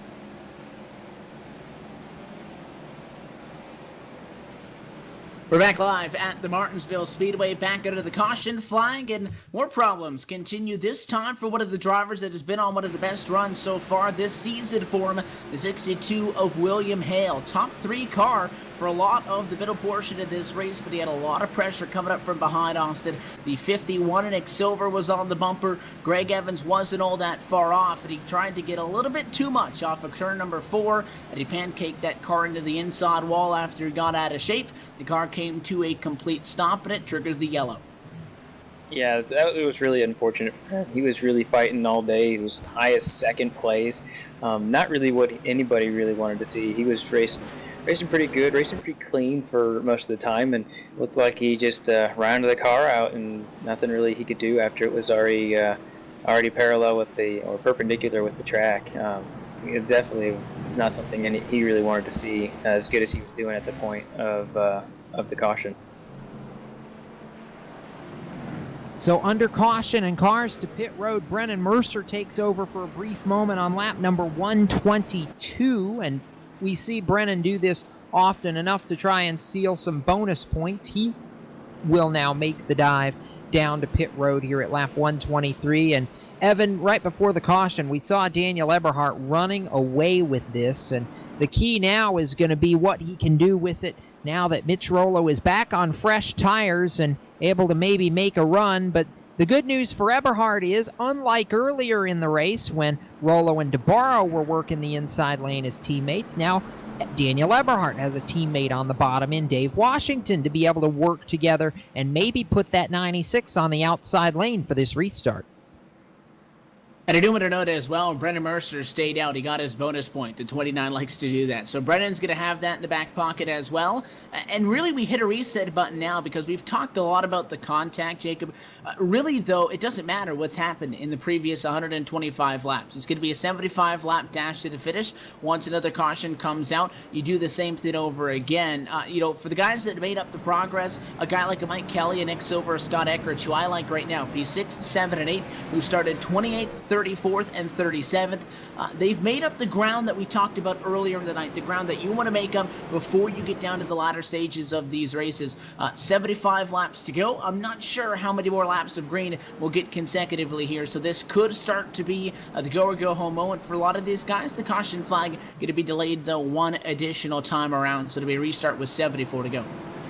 I'm looking at the 98 of David Washington. In the latter part of those green flag laps, and now we were talking about it, if this goes a lot longer in the green flag run, I don't think Daniel Eberhardt's going to be able to hold off David Washington. Not maybe immediately, but as the run keeps on going, I think they're going to pass Mitch at the very beginning, and then I think David's definitely going to just ride in the coattails of Daniel, and I really do think that he's going to be able to have something for him about 20 laps into the green flag run, as he was running them down earlier before the caution flag came out. Ready to restart with 126 laps going on the board this time. For the first time all night, Daniel Eberhardt, the control car. Green flag goes in the air. Rollo tries to hang with him down to turn number 1. Not going to work. To the inside goes David Washington for the runner-up spot. Rollo tries to hold the momentum. He does. He turned him. He turned him into turn 3. Caution flag flies on 127. And the race car that took the lead away and the driver who got into him, we imagine now, Evan, both going to have a score to settle here. Oh, boy. And I'm pretty sure I just commented on this under the commercial break. And I said we've seen a lot of contact, but it's really just been contact, in the pack. And the guys just getting into each other. The 96 tried to make an aggressive move, and if it worked, it would have been great. But he tried to clear the 98 on the high side, which is impressive enough on its own, and then he tried to swing to the inside and get to the bottom of the 90. And I know I was saying it was late, it's time to go. Not the smartest move, I think it's safe to say, and he wrecked him. I don't think he went into turn 3 with the objective of wrecking him, but he wrecked him, and Daniel Eberhardt is not going to win this race because of it. So watch out. I don't think Mitch Rollo's gonna win it either, because look who's behind him. There's not a lot of guys in this field who are gonna appreciate that move, whether you're a teammate or not. Definitely, I think just a big mistake, and that definitely happen at these short tracks. I mean, you got to take it, and you got to say that was on me, but definitely that was a big deal, I think, and I think everyone can. All cameras were on it too, so definitely. I don't know how to describe it, guys. That's something you don't see very often, and he was having such a great performance too. He was doing such a great job leading. I mean, he was taking laps, and it's an interesting one, guys. It's a mess is what it is, and Mitch Rollo is not going to win this race likely because he will immediately claim that caution. He's got to, Evan, because if he doesn't, that's a review that's not even questionable, and Mitch Rollo can't afford, with as well as he's been through the first part of this season, to be suspended a race or more. So Rollo going to take his end of the line penalty, drop to the back here on lap number 131, and that's going to elevate David Washington to the point. That's big. Washington's a former winner in this series, won at Michigan last summer. And, we've been waiting for him to be back running full time and have a shot at this, and he could have a good shot at it tonight. The 96, he has to take the responsibility for that one. We've seen times where there's contact up front and they don't claim it and they chance it and it doesn't work it out in the end. I think that one was clear right off. But we talked at the beginning of this race, being in the right place at the right time, that's David Washington. Being in the wrong place at the wrong time, and that's what you just saw on the restart, the innocent victim in the number 90 machine. So it's part of Martinsville, and we saw both extremes there. And now David Washington, almost in the Jeff Gordon role, if you will. The top two are gone. You're thrust into the race lead now, and let's see what you can do with it inside of the final 70. That's going to be the key here now as Rollo continues dropping all the way to the back of that tail end of the longest line. David Washington and Nick Cohan on the front row. Who would have pictured that being the words out of my mouth at lap 132? I couldn't have seen this. I mean, Evan, we're just coming off a Fontana race where Cohan finished 6th a week ago in his best performance ever in this series. And now he's on the front row with a shot maybe to win this race if things fall right. What an impressive drive for that Steel Horse Toyota. As we come back to restart here, Nick Cohan has really come into his own the first part of this season, and I'm going to be very interested to see what he can do the rest of this race. And he'll challenge the 98 coming off of turn 4. Green flag back in the air and a great jump, though. David Washington, he pulls out in front. The 60 fails to block the inside. Here comes Mike Callie from 28th on the grid. He'll fight side by side for the number 2 spot in turn number 3. A good challenge, though, on the outside. Nick Cohan not letting him get away for it. They'll continue to fight coming off of the corner. Small advantage with the momentum to the outside. And Cohan will slide down in the center of 1 and 2 and be able to take the number 2 spot back. He'll leave Kelly to fight with the number 70, Scott Eckrich, behind for P3. So he got the spot back, but he lost a lot of time. It's a 0.5 of a second gap up to David Washington, who really nailed that restart. Hey, remember when we talked about, do you think the top line's going to come in or not? I think it's come in a little bit, guys. He was able to hold off that position for a little bit until he got held up a little bit by Nick. But yeah, that top line looks like it's going to be coming in a little bit to those guys who have good, clean race cars. Yeah, Austin, I agree with your point. I think it's looking a little bit better right now, and it's at least made for a little bit better battling through the field. And as we look back through the field, Dave Washington's got a 3/4 of a second advantage right now over Nick Cohan. But how about the biggest mover now in this race? From shotgun on the field on a provisional, Scott Stenzel has driven from 43rd, Evan, to 12th as the caution comes out on 138. 31 spots. Stenzel having a great run tonight, but we got more trouble. The caution flag back out. Going to try to find a number on that one, and my first instinct was, let's look towards turn number 4, and I can't guarantee that's where anything happened, but there were a couple of drivers checked up coming off of turn number 4. Going to take a second look, and surprise, surprise, that's where the contact will come from. So lucky guess. Looks like problems with the 45 machine in the center of the corner. Carl Shedd right in the middle of 3 and 4. He got dumped going in by the 48 machine. They were too wide, and the 48 behind said, no, he's in the 3rd lane. Kevin Linden decided to take the unoccupied middle. It didn't work, and he got him in the left rear, turned him around, and the woes for ages continue tonight. We're going to take this opportunity with 60 laps to go to step away. Dave Washington, your leader at Martinsville, with Nick Cohan, Scott Eckrich, Mike Kelly, and Greg Evans close behind. They're your top 5 as we close in on the finish of 200 laps at the Paperclip. From Martinsville Speedway, you're watching iRacing Live and LSRTV coverage of the RSR Full Throttle Cup Series.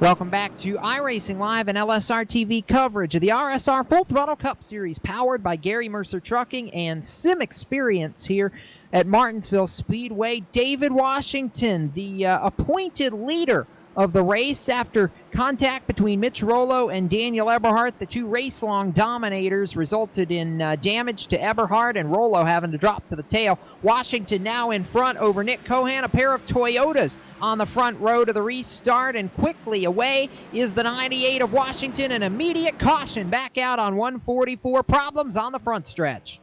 Jacob, do you want to guess what turn it was in? Well, it was turn four, kind of the front stretch, but I'll say turn 4. Yeah, yes, sir. The number 5 at Dan Murray. And again, Dan, a veteran at RSR Full Throttle Cup Series competition. A little bit weird back in the pack because, again, the accordion effect's not just when you get down to the corner. Green flags dropped, and these guys are already on the back straightaway. So he's kind of in an awkward gear on awkward speed getting through the turn, and he just spun it out on the inside of the racetrack. Just kept it off the fence, I think, but again, he was sideways and stopped, so the yellow flag does fly.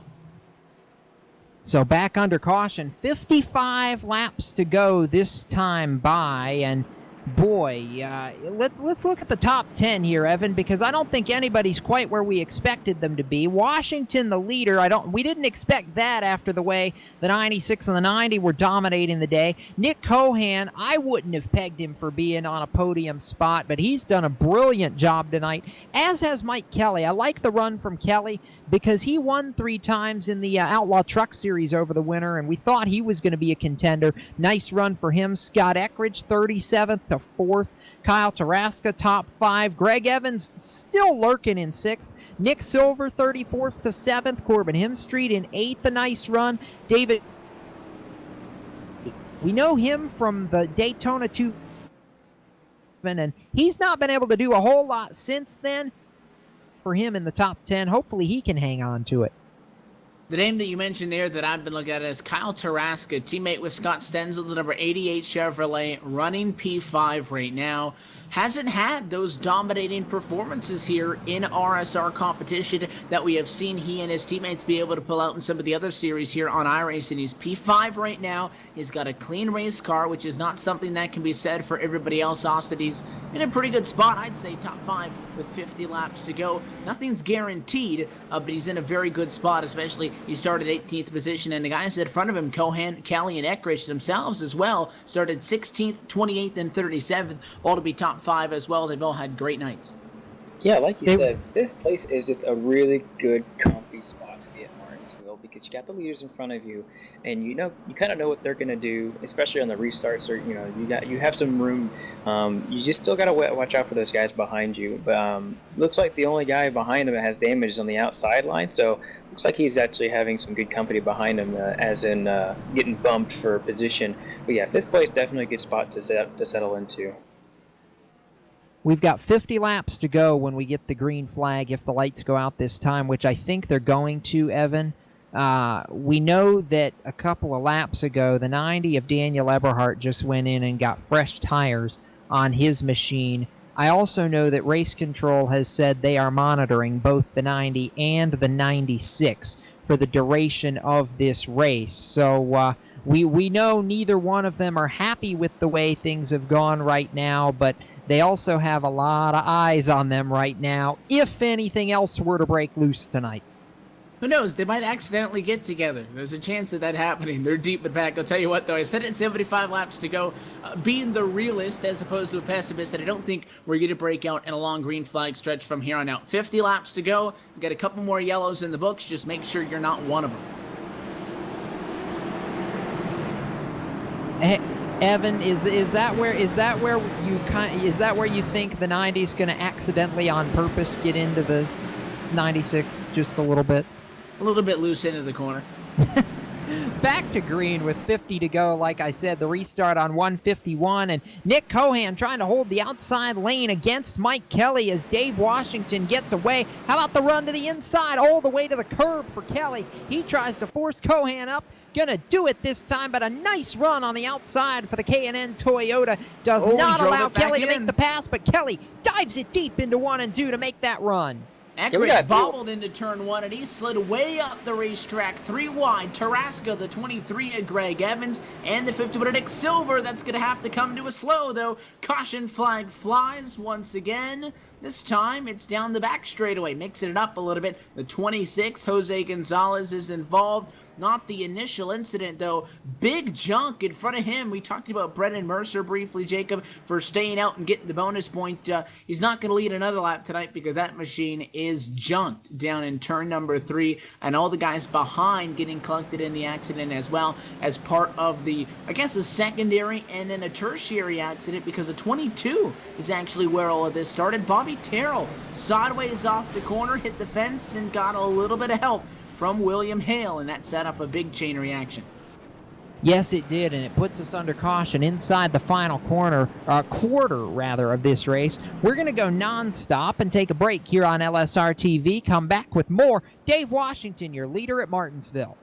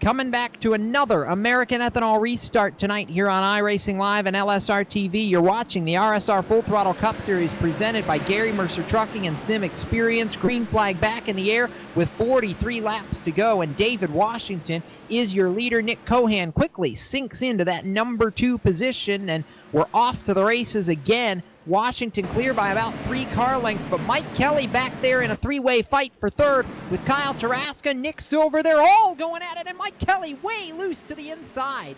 He had just cleared Tarasca. The 88, though, got back on the throttle, caught the fence, trying to get back up to the outside. Kelly had that number 3 spot, almost threw it away, and now that's almost bad news for Kyle Tarasca, because if he can't make this move on the outside, he doesn't have a spot in line in the inside anymore. The 51 is right there, the 23 is right there, so they'll go side by side. We have seen, as Austin had mentioned a couple of laps ago, the outside slowly becoming more and more of an option. Not the preferred lane to be, but it's there if you need it, and it's not going to work that time.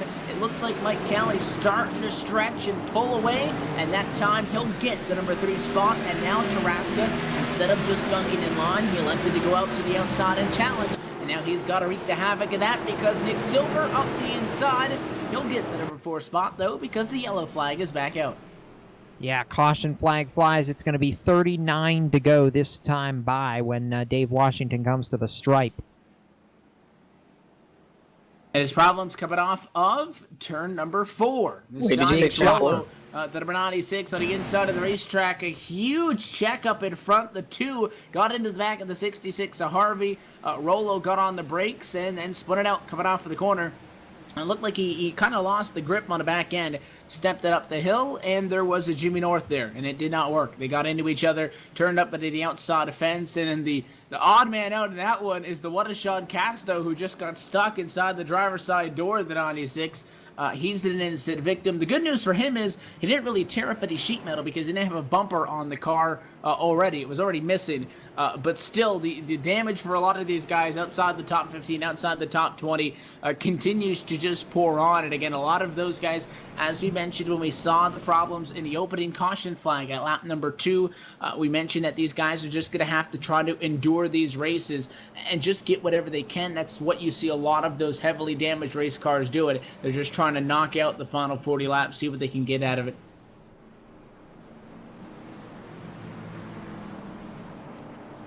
So still working under caution here. 163 goes on the board this time by Evan. 37 laps to go. And for the driver out front, David Washington, looking for his second career RSR Full Throttle Cup Series win. And I think we may be able to patch the radio to his crew chief here in just a moment and catch up with Andy Kessler, our LSRTV broadcast colleague, and going to see Evan. Do we have Mr. Crew Chief dialed up here? Andy Kessler, you got a copy, my friend? Yeah, I got you guys loud and clear. You're in a good mood right now. Your driver got a gift when the top 2 got together. Are these cautions what Dave needs right now to hang on to this sucker? I think he'd rather be going green right now. That long green flag run we did have in the middle there, he was really gaining on the front too. So he definitely one of those guys, gets in a rhythm and knows how to get it done then, especially when the tires wear out. So I really think he hopes this goes green the rest of the way, but the way it's been going, I don't think so. What do you say in the stage that we're in right now to be able to keep him calm, keep him collected as we get down to the final stages? Looks like it's going to be about 34 to go when we go green. Well, you know what? It's really it's on him. He gets to dictate the start. Gets to jump out and just basically run his line, run his laps. He gets to dictate the speed here, which the race is going to be ran here at the end. So it's all on him. It's, we're not going to come down pit road again, so it is what it is, and we'll see what we can get out of it. We'll let you get to it because we're coming to green, Andy, but definitely going to be watching that 98. Best of luck to all of you guys. Thanks a bunch, guys. Set to go back to the green flag. 34 laps to go. Washington and Cohan again on the front row. How soon do you press the button? Green flag, and that's the answer. The minute that flag came down, David Washington was gone. Cohan, nothing to challenge, gets to that curb in 1 and 2, but Washington pulls him by a car length as they work down the back straightaway. That Aegis Toyota is so good tonight, Evan. I don't know now that he's out in front. I don't think anybody can get to him. He's been doing exactly what he needs to do when you get all these late race yellows, and that is nail the restart. The problem is he's getting so many restarts, Jacob, and a caution flag will fly yet again, this time at 168. Eventually, one of these restarts he's not going to nail, and he needs to hope that that just happens to be a restart that Nicholas Cohan does not nail either, because David Washington has been perfect so far. When you have this many restarts late, you have to think that at some point, he's going to get off it just a little bit, or that car behind him is going to be able to anticipate it just a little bit better. Big junk in turn 3 with the number 2 machine, Rhett McBride, who ended up as a pinball between a couple of cars, and he ends up getting turned around.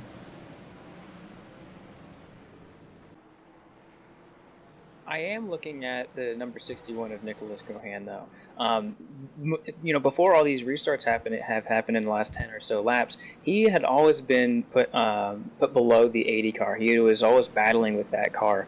I'm actually looking for him to, get a good restart, but also be able to challenge him. I think he really does have a car to challenge for the lead, because he actually doesn't really lose hardly anything once they get into a rhythm. About 4 or 5 laps in, he may be taking a little bit of that distance between the two drivers off.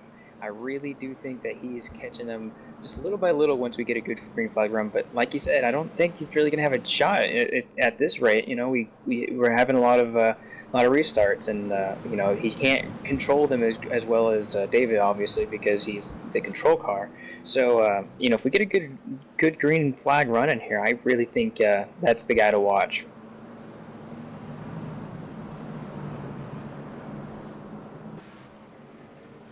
We're going to see how this one plays out, because now we enter into the final 30 laps at the Martinsville Speedway. And again, if the green flag stretches continue at the short ratio to which we're seeing them at, maybe another 5 yellows possible. Obviously, you want to see the number much lower than that. But David Washington knows by the numbers that what's going to be coming up next may not be the final restart. And as I mentioned, he's been doing exactly what he needs to do so far. Nicholas Cohan, Mike Kelly, Greg Evans, Kyle Taraska, 2, 3, 4, 5 behind him. They're slowly starting to pick up, though, on the strategy that the 98's got. So one thing that they have to be discussing on top of the pit box, Jacob, is to mix it up a little bit. Because if they sit behind you for 8 restarts, eventually you're going to pick up on what you're doing. So David Washington might have to vary from what he's been doing. It's been working so far. If they catch on to it, though, he might have to throw him a curveball if he wants to stay out in front, because, if they keep seeing what you're doing, eventually they're going to catch on to it. So far, they haven't yet. But David Washington, I think, would definitely like to see all these restarts go away, because he has looked like the fastest car when we are in the green flag conditions. It's not a case of somebody up front on old tires or a slower car that's trying to ride out yellows for the checkered flag, which we have seen in the past. David Washington, I think, has the fastest green flag run car right now. I agree with that, and I was just listening to him on the radio, Evan, and he said, too, we don't have a lot of good get up and go right off the start, which I would debate because he's been gold on the restarts tonight. But he said about 3 laps or 5 laps into the run, the car really takes off and he can get away. So he'd like to see it go green to the end. Doubt it will, but we'll find out as the American Ethanol green flag returns once again. The battle's on for second. Mike Kelly almost gets to the back bumper of Nick Cohan to give him a shot. Can't make it happen, and here comes Greg Evans on the outside for third. I think that was really the only chance Mike Kelly had at that point, because he knew he was going to be blocked up top by the 23, who is extremely damaged. I mean, I don't know how that car is at where it is, but it's one of those Martinsville things. You got a damaged race car. If you keep it together at least for a little bit, you can still stay in this thing.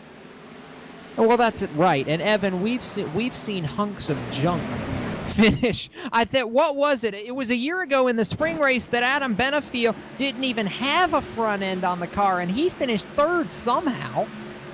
We got a couple of guys out there that look like a modified. I'll tell you what, we always use the short track term, the chrome horn.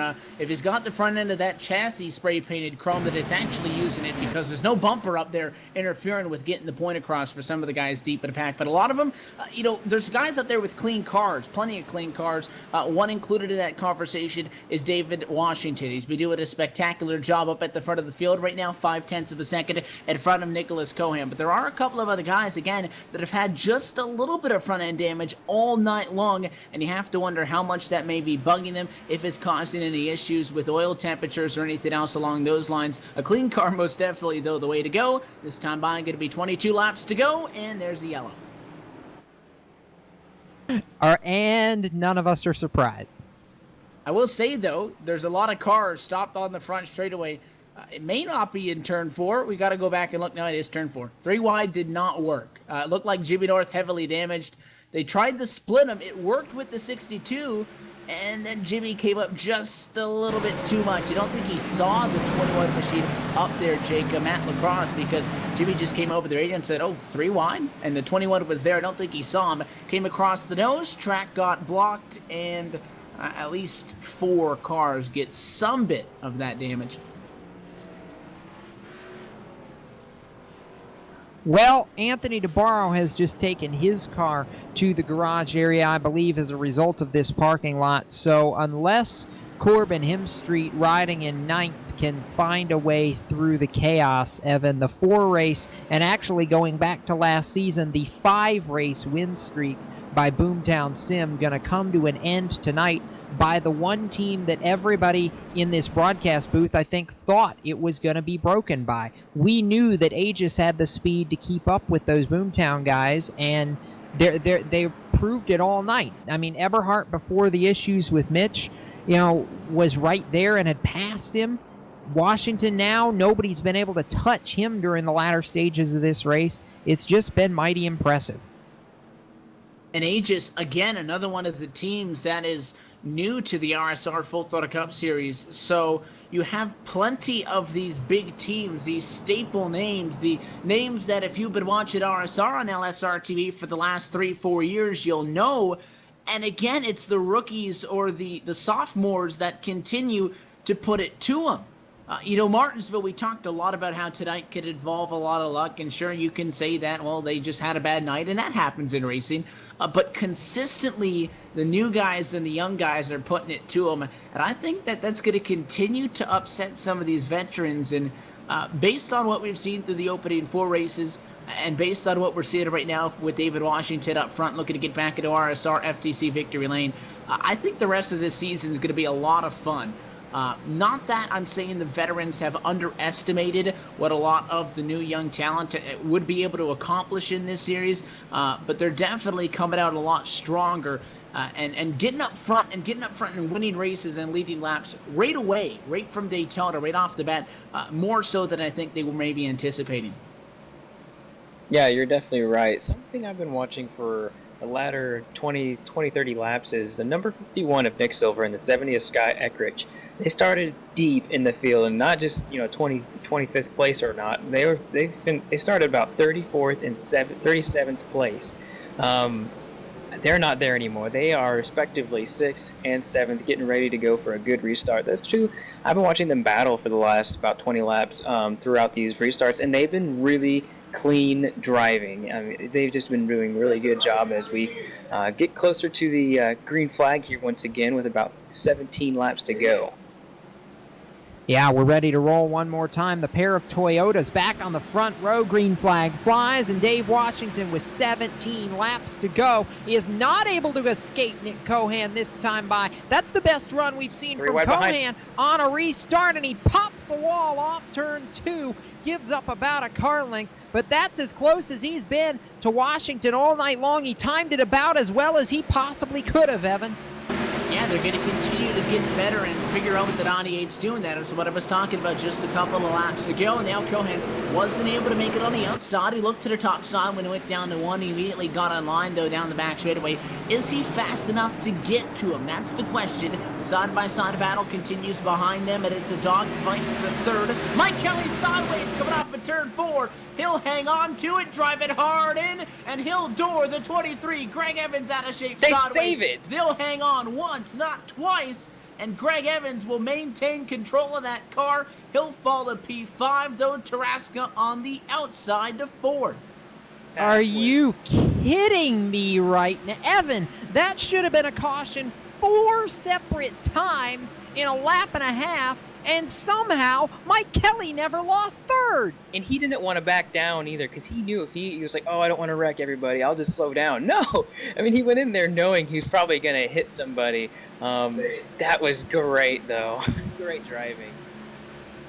Well, that's what this series has been known for, and the talent this year, I think, is unmatched in any of the prior 4 seasons we've had. You're seeing it on the racetrack tonight, and we may get a 17-lap run to the finish. 12 to go this time. Washington gone by 3/4 of a second. Cohan is trying to run him down. He was a little bit faster that time by, but you got to imagine, Evan, he's burning up everything he's got to try and get to that 98. Yeah, I don't think he's going to be able to get to him. If he had anything else, then you wouldn't want to wait till you get 0.6 of a second back before you start digging. You know that he was giving it 100% on the drop of the green flag when he was just 1 car length off. Now that you're 4 car lengths back, you're not just deciding now to turn up the wick a little bit. We'll see what he can do right now. You're right on board with the number 61 K&N Toyota Camry, but I just don't think it's going to be enough. This time by 10 laps to go. The differential between P1 David Washington and P2 Nicholas Cohan going to be 0.6 of a second still. Yeah, it's just about stabilized at this point. Continue to go at it. Some good battles going back in the pack, though. Scott Eckridge trying to close on David Comstock now for that 7th position. Comstock snuck in between Austin, that battle you were talking about between Silver and Eckridge, and has split them now in that 7th position as the caution flag flies. That's going to make everything interesting. And that'll give us, guys, one more restart. The problems are for the number 77, the OL Chevy of Nelson Rivera. Top side, and not sure if he was on dial up there and missed the braking point, but he got into the back of the 10 in front of him, and he turns John Abbott around. Good save for the most part by the 10 to hang on to it, but problems with the 77 machine. That one coming, guys, with just about 8 laps to go. That'll give us one final restart. We'll take one more green flag. At that point, we get another yellow, the race is over. But this will be the final restart. We can promise that much. That means David Washington needs just one more good jump. And if you're Nick Cohan, Austin, on this final restart, is there anything that you can do to work over the 98 here? I would pinch him down as far as I could, and I think he's probably going to do that. He probably should have done it the last restart, but knowing that that might have been the last restart, and he did a pretty good job until he got into the right into the outside wall. I mean, he just barely got in there, and then that slowed him down quite a bit. But I want to talk about the top 5 real quick. The 6th starting position is first place. 16th starting position is in second. 18th third. 28th is fourth. And the only guy who started in the top 5 who's still there is Greg Evans, and he wasn't even there for the majority of the race. He's come back. I don't know how. He was back in the pack for a long time. I remember seeing him there, somehow bobbing and weaving through accidents, but some great guys doing great things. And I also want to point out Scott Stenzel started dead last. I think he even started from a provisional. He's in 9th place. I think if anyone's to give a shout out for, it's that guy right there. That driver has done a great job. Of the top 18, only 3 of them started inside the top 10.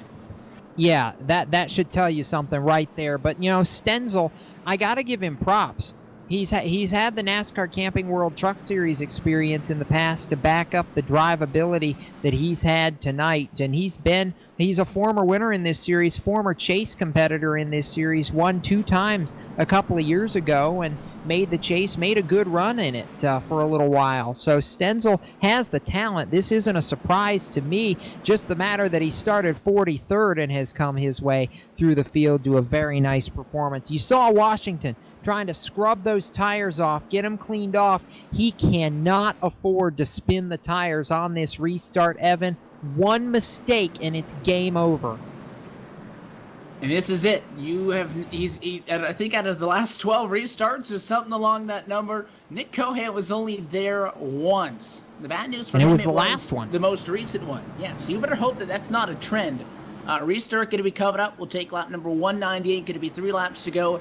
Yellow before the white flag ends. The key is to get as far away as possible, because now they're not going to be shy about giving you some love on the back end if they need to. No, the pace car eases onto pit road for the final time tonight, and we're about to find out who's going to win this race at Martinsville. Washington into 3 and 4. Gets away, the back end kicks out, Mike Kelly gets loose. Tarasca. Here, look at Tarasca, up the inside, going for second, almost gets to the back bumper of the 98. Off turn 2, coming to 2 to go. It's an aggressive move by Tarasca to get the number 2 spot, that as he battles with Cohan, it's going to be the move that I think gives David Washington the win, because they're still side by side for P2. The 98 checking out. There's nothing that you want to see more as a driver than to see those 2 guys behind you fighting for it with about 1 lap to go. And he knows as soon as he gets to the white flag, it's probably over, because the 88 and the 61 aren't giving up anytime soon. White flag, bail out this time. Final lap, Cohan trying to hold on to second with Tarasca. That's the great battle. But out in front of them, David Washington, his only career win came at Michigan last June. He's going to add a second mark to the tally and punch his ticket to the chase tonight. Off turn 4, Aegis breaks the streak, and Dave Washington wins at Martinsville. Drag race for P2. Nicholas Cohan going to be able to hang on for that one, and I'm not sure the 61 had the speed to get up to David Washington, but Kyle Tarasca making that aggressive move to the inside. I'm sure the 88 saw the bottom open up and said, hey, I want to get P2, I'm going to go for the win. The 61 would not roll over and give it up, but Cohan's going to be able to beat him out for P2. Tarasca gets 3rd, but once they went side by side, it basically guaranteed David Washington smooth sailing. How about it? Second career win for the 98, and this punches his ticket into the chase now in a big, big way, Evan. This is a huge night for Aegis. They break the Boomtown streak, and actually it puts Toyota in the winner's circle for the first time all year as well. And again, that's the streak that we talked about into tonight. 4 races in, all Boomtown, and I said watch for some of the veteran teams to get upset. David Washington, a veteran on the sim, Aegis Motorsports, still a relatively new name in RSR, and get the win as well. So where are the big teams? We're going to find out. We're 5 races in so far. They've been pretty quiet. Washington gets a big win tonight, and we will hear from our podium as well as the 2 drivers who dominated this race coming up in our post-race show here in just a few minutes. So when we come back, you'll hear from Daniel Eberhardt, Mitch Rollo, and our top 3 finishers, including race winner David Washington, here on iRacing Live and LSRTV. From Martinsville Speedway, we are the voice of sim racing.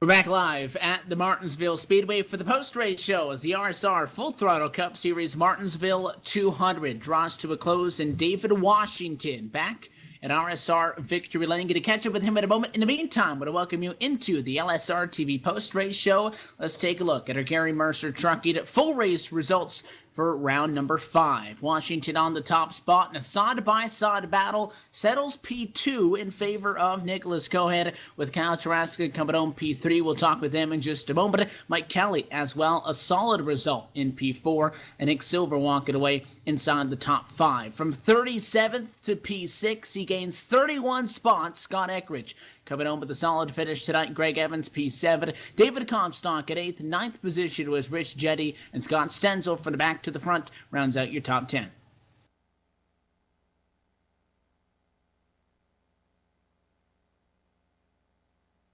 Sean Casto started 35th and got to 11th. Dwayne Vincent got to 12th. William Hale dropped a little bit back to 13th, but still salvaged a good day. Scott Simley was finished out 14th. CJ LeVere got 15th. William Amaker got 16th. Steve Gottschalk got 17th. Jimmy North got himself up to 18th from 32nd spot. Sean Boundy finished out 19th, right where he started, and John Abbott finished 20th, starting 42nd.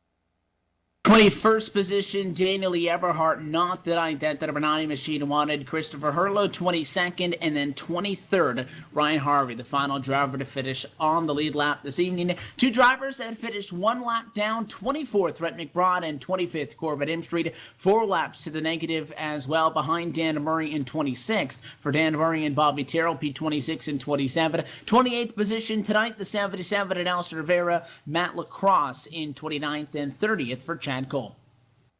Carl Shred did not have the day he wanted and finishes 18 laps down and 31st. Anthony Navarro had a great start to the race and finishes out 32nd. Kevin Lindgren finishes out 33rd.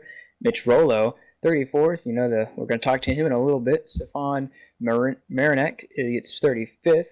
Brennan Mercer finishes out 36th. Jose Gonzalez gets 37th. Glenn Campbell gets 38th. Tim Matthews, 39th. Adam Blatnell, 40th, and over 100 laps down is Joseph Theis, Thomas George, and Anthony Fredericks finishes out the field 43rd, 129 laps down. That's a look at your full field results for the Martinsville 200. David Washington going to take home the checkered flag after he started in P6 and caught it with him down in RSR Gatorade Victory Lane. Jacob Silva, the 98 machine, finishes on top. First winner outside of the RCO camp this year. Actually, not quite to Gatorade Victory Lane just yet, Evan, and we're gonna throw this in a little bit different because we're actually going to hear from the 2 drivers before we get to Victory Lane that were the cars that dominated this race. So we're going to start. I'm actually in the pit box for the 96 of Mitch Rollo, who has been kind of sitting here a little bit, had some time to process. Mitch, you dominated the first half of this race, and then after Eberhardt got around you, 73 laps to go is when everything went haywire. What happened from your driver's seat, and where do you go at the end of this one? I mean, what is there to look back on after a wild race at Martinsville? Well, first of all, I just want to give my sincerest apologies to Dan Eberhardt. I just lost my bearing on where we were getting into the corner, I guess, and just blatantly took him out. I hate that I did that. I feel real bad about it. I don't know. I'll probably have a target on my back for the rest of the season now, which I probably deserve to have. But with that said, a big congrats to Dave Washington. I knew he was going to break through sooner or later in this series. He's a heck of a driver. Both him and Dan and all those guys over at Aegis are really good drivers. So, but I hate what happened to Dan. Walk me through the restart and the run where he got around you, because it was a little bit of a green flag run, and it just looked like the tires started to burn off your car. Once he got around you, was it just that you burned it up trying to get back to him? Because that car, the back end was just kicking out on you every single lap, it seemed like. Yeah, after he got around me there, or just before he got around me even, my right rear was starting to go away because I drove it a little too hard there, I guess, that last run. And then I was just trying to drive too hard, trying to get back to him, and then just burned it up furthermore. You know, I mean, I led some laps tonight, but obviously really disappointed with the finish and what all happened there with Dan. I know you've still got some sponsors to thank, Mitch. Who makes it happen and gets you to the track each week for the 96 camp? Yeah, I gotta thank Pit Stop Designs, pitstopnews.com, and I want to thank Ben Kilcrease. He's been spotting for me the whole season, did an incredible job. There's just also Boomtown Sim, everyone at Boomtown Sim, Corbin Him Street, Chris Hurlow, Anthony DeBarro, Jared Como. Everyone on this team is just awesome and real supportive, and I know I wouldn't be where I am right now without them, so huge thanks to them. That's Mitch Rollo, one half of the tandem that dominated the first half of this race. The pole sitter does not ultimately get the finish that he was hoping for, and moving up to the other side now of pit road, I believe. Austin Coop, you've caught up with the other half of that front two tandem for the longest time in this race. You're down with Dan Eberhardt. Yeah, I caught up with Daniel Eberhardt. Dan, yeah, at one point in this race, it really seemed like it was going to be your race. It really seemed it was going to be your race. You had passed Rollo for the lead, and you actually had a pretty decent-sized lead. We have a restart, and right on the back straightaway, a mayhem went loose. Kind of go through with me what kind of happened there in turn 3. Man, it wasn't that bad. He just, when we went off into the corner, I guess he was just a little bit more mirror driving, worried about if he could cross over Dave, and I just got ran into. It is what it is. I'm just really proud of Dave. He deserved this win fully. I knew it was going to probably be me or him or one of us. I knew it was going to be an Aegis car that would, just end the Boomtown streak, and we did it tonight. And whatever happened on that back straightaway, man, that's done and over with. Mitch isn't like that as a driver. I'm pretty sure he just wasn't paying attention to where he was on the track, and he was driving a well of a race. I could notice him burning it up, and when I passed him, I think I could have got away from him. Yeah, at one point we had mentioned on the broadcast that he was actually probably burning his stuff up a bunch just to try and catch you at one point. So, a big compliment for you, definitely. But yeah, at that point, before that caution came out, it really did look like it was going to be an Aegis car race for sure. Anything else that you would like to, or anybody else that you would like to thank before we let you go here?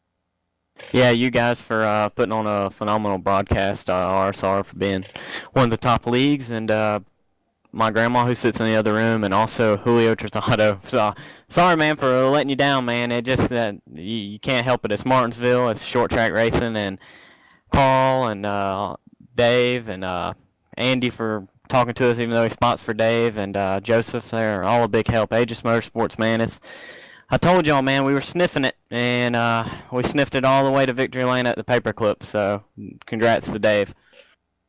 Well, there you have it, Daniel Eberhardt. Definitely Aegis, a force to be reckoned with. I think I'm going to take it down back to the booth, and I think we're going to be catching up with some of the podium guys.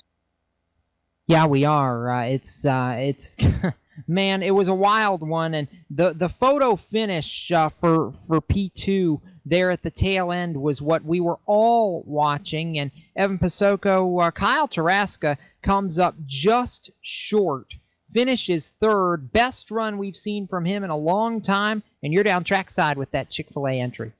We were talking late in the race about a couple of guys making some big moves, and I mentioned that 88 of Kyle Taraska looking to get the results that he's been searching for in the Full Throttle Cup Series. He gets it tonight, walking away third from the paperclip after the Martinsville 200. Caught up with him down on the pit lane, Kyle. Congratulations to you guys. You started in the middle of the fray, P18, and that must have been interesting. Tonight had a lot going on, start to finish. The good news for you guys is not only you get the podium, you do so with a car that's relatively in one piece. How hard was it for you guys to fight through this one, get the result? Well, I mean, it wasn't really too hard. I had a good mindset going in. I was just going to try to ride out the first 100 laps. I mean, I talked to Jacob during the pre-race, and I was explaining to him going into this race, I was 3 points outside of the top 30, and I had 5 incident points. So if I caused one caution today, I would have been suspended for the next race, which isn't good, obviously. And I've already missed 2 races. I'm a terrible qualifier, I'll admit it, but I know I could race well. And, last week we had a good run, but then we kind of got caught up in a little bit of mischief, and then this week I just wanted to make sure I kept those clean, and I tried to be very patient, and I had to bite my tongue a couple of times when I wanted to make it 3 wide, and I know I shouldn't have, and I made the right decisions, obviously, and I mean, here we are. We got a podium finish, and it was a hell of a race with Nick to the line, and a great group of guys here, and happy for David for his win. You guys had yourself at a spot where it looked like you were going to be able to challenge, if not for second, but as well for the win there with a big run on the inside on that final restart. In a race like this one, though, that saw a lot of yellows, especially early and then especially later on in the race. You just mentioned about pacing yourself through the race. I can tell you we saw points where we didn't see people bite their tongue, as you just mentioned. We saw a lot of contact tonight. When you guys kept stopping and going, well, you expect yellows to be at Martinsville, to have them at such a frequent rate as we did tonight. How did that affect your strategy? Well, with all the cautions, honestly, it kind of played into the hands of not pitting too often. I think I only pitted twice during the race, and I'm pretty sure we went the last 60 to 80 laps without pitting. I mean, track position was key. It was very difficult to pass, which is why you saw a lot of the wrecks, just because guys were getting impatient, as you said, not biting their tongue and running the people over in front of them. And like I said, I mean, that was the key, just being patient, picking and choosing, your lines and your battles, and getting a spot every here and there on a restart. And, worked out for us at the end, and I got lucky.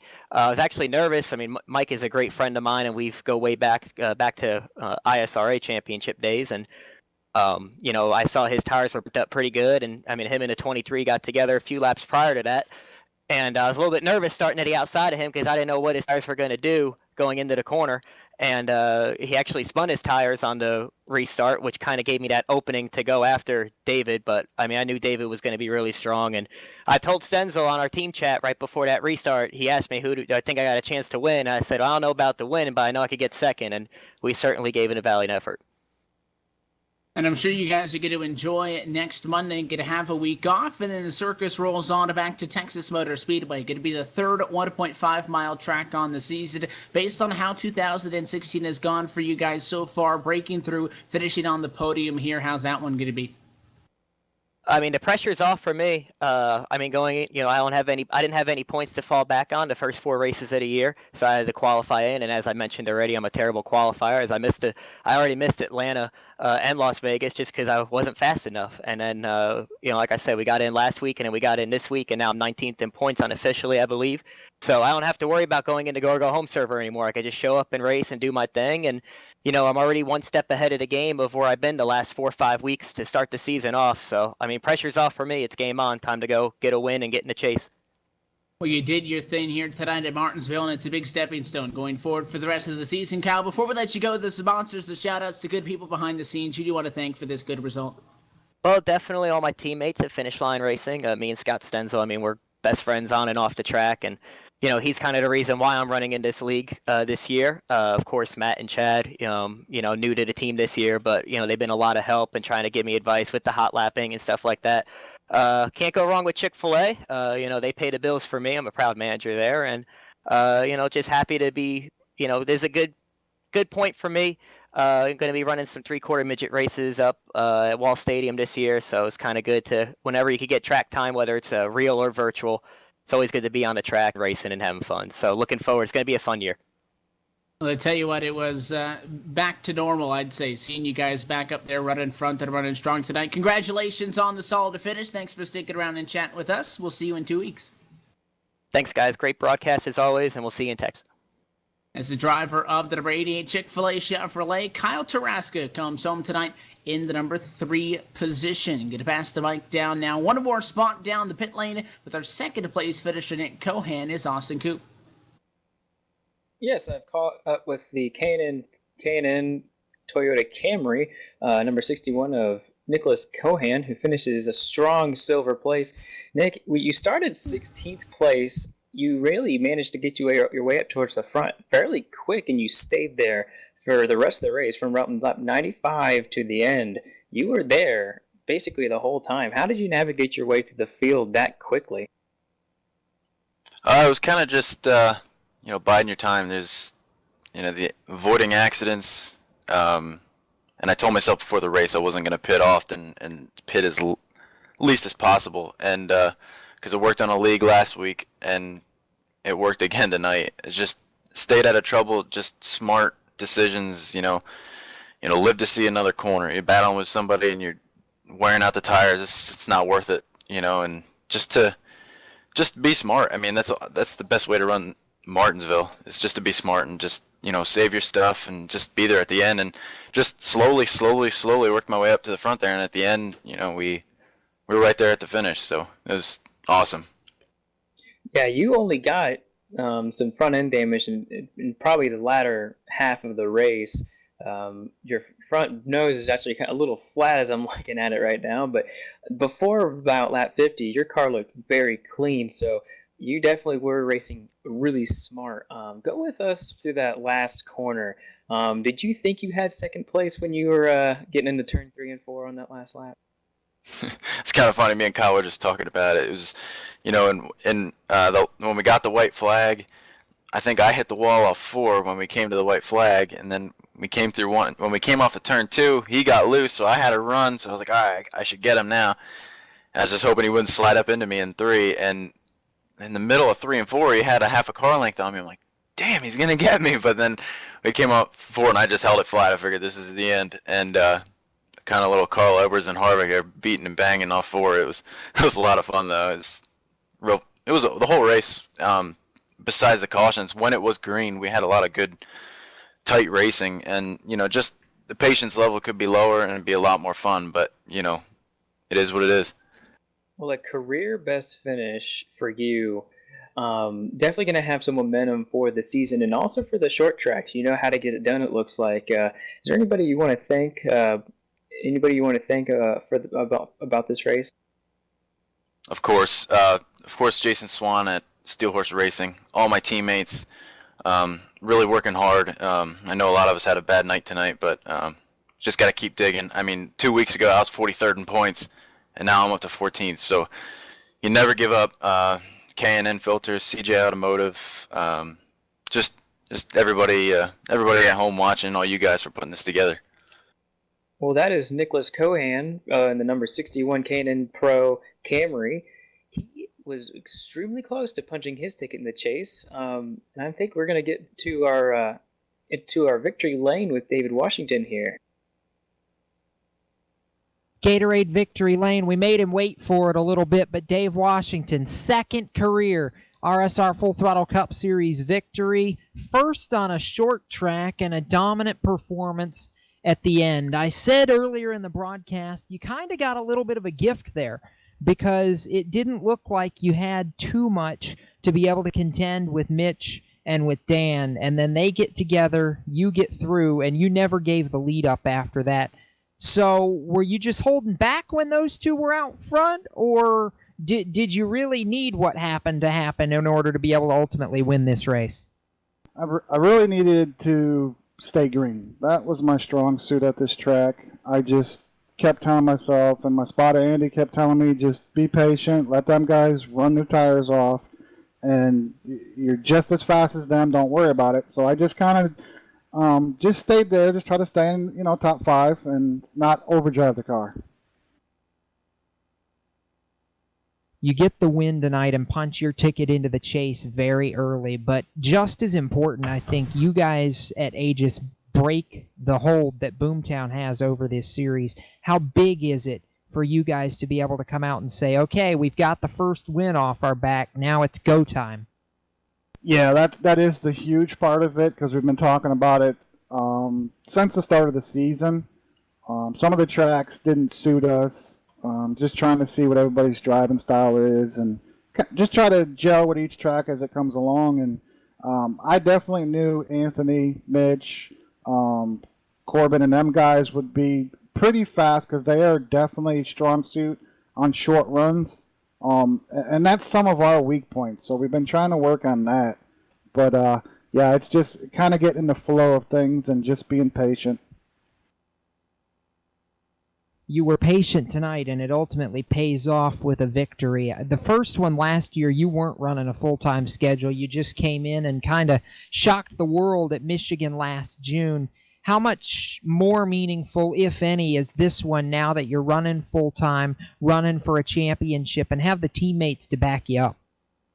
Yeah, that's the biggest part for me this season is I really, once we put our team together, Daniel was kind of there, but not there full until we got him to come over and join our team. I love helping people. I love being on the track and giving my point of view of what I'm seeing. And I think with the way Daniel's coming along and Carl and Joseph, they're really, I think, going to start shining here pretty soon and be able to show what they really have. I just try to be the patient one and just keep them guys calm. The veteran leader gets the first win of the season for the team tonight. Dave, I know there's a lot of people and supporters that go into this. Who do you need to thank for getting that 98 car to the track each week? First and foremost, I got to thank Julio for putting this team together and allowing me to pick the drivers. We thought it was going to be a three-man team. Then, of course, we got Daniel. It's just been working good every week.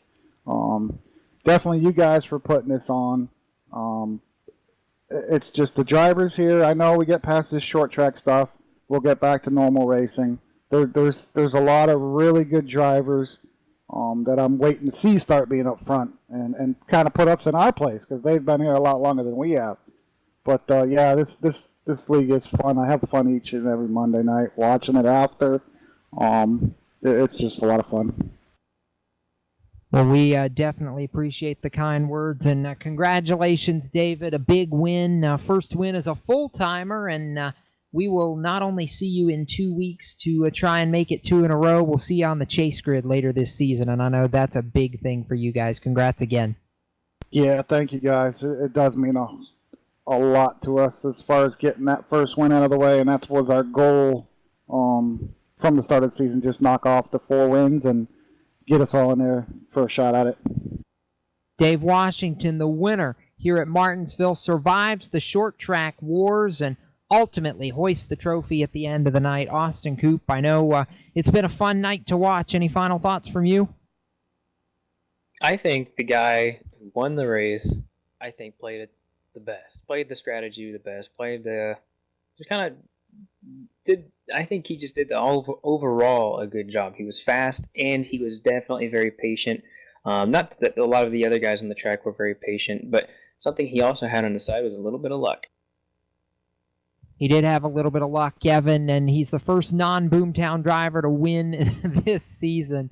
Boy, we get an off week next week to breathe after Martinsville, and then we go to Texas, and we know everything's bigger in Texas. It'll be gear back up because, you look at the schedule and you say, okay, it's going to be the third 1.5 miler on the season. But Texas is very unique in its own right. It's a very fast track, and it's going to be exciting to get to that one. I'm continuing to be impressed by some of the action of the smaller teams in RSR. Again, the big names, they're being kept quiet for now. At some point, they're going to win. And you have to think that they're sitting right now, and they're upset. They're ticked off. They want to get going. 2 years ago, these guys that are taking up all the spots inside the top 5, top 10 weren't here. A lot of these new names. So you have these veteran RSR drivers that are going to be wanting and itching to get back to victory lane. And again, with the chase format being implemented again for the third time, winning you're in, it's going to make these wins that much more important. Tonight was Martinsville. You get more yellows than you normally expect. Texas will be a good hard race like we've seen so far this year. Yeah, 17 cautions in 200 laps tonight. Not quite the 20 that we saw last spring, but still a wild one. And as we get set to close things off tonight for Cisco Scaramouza down in the production trailer, for Austin Coop and Evan Pasoko here in the broadcast booth with me, as well as John Abbott, Brennan Mercer, and all the folks at Real Sim Racing that help us put on this show each week. I'm Jacob Seelman, congratulating Dave Washington on the win tonight at Martinsville Speedway. We'll take a week off next Monday, and then we will see you in 2 weeks in Texas. For all of us at LSRTV, keep it off the wall until we meet again. And hey, Next time, we'll see you right here on the web. Good night from Martinsville.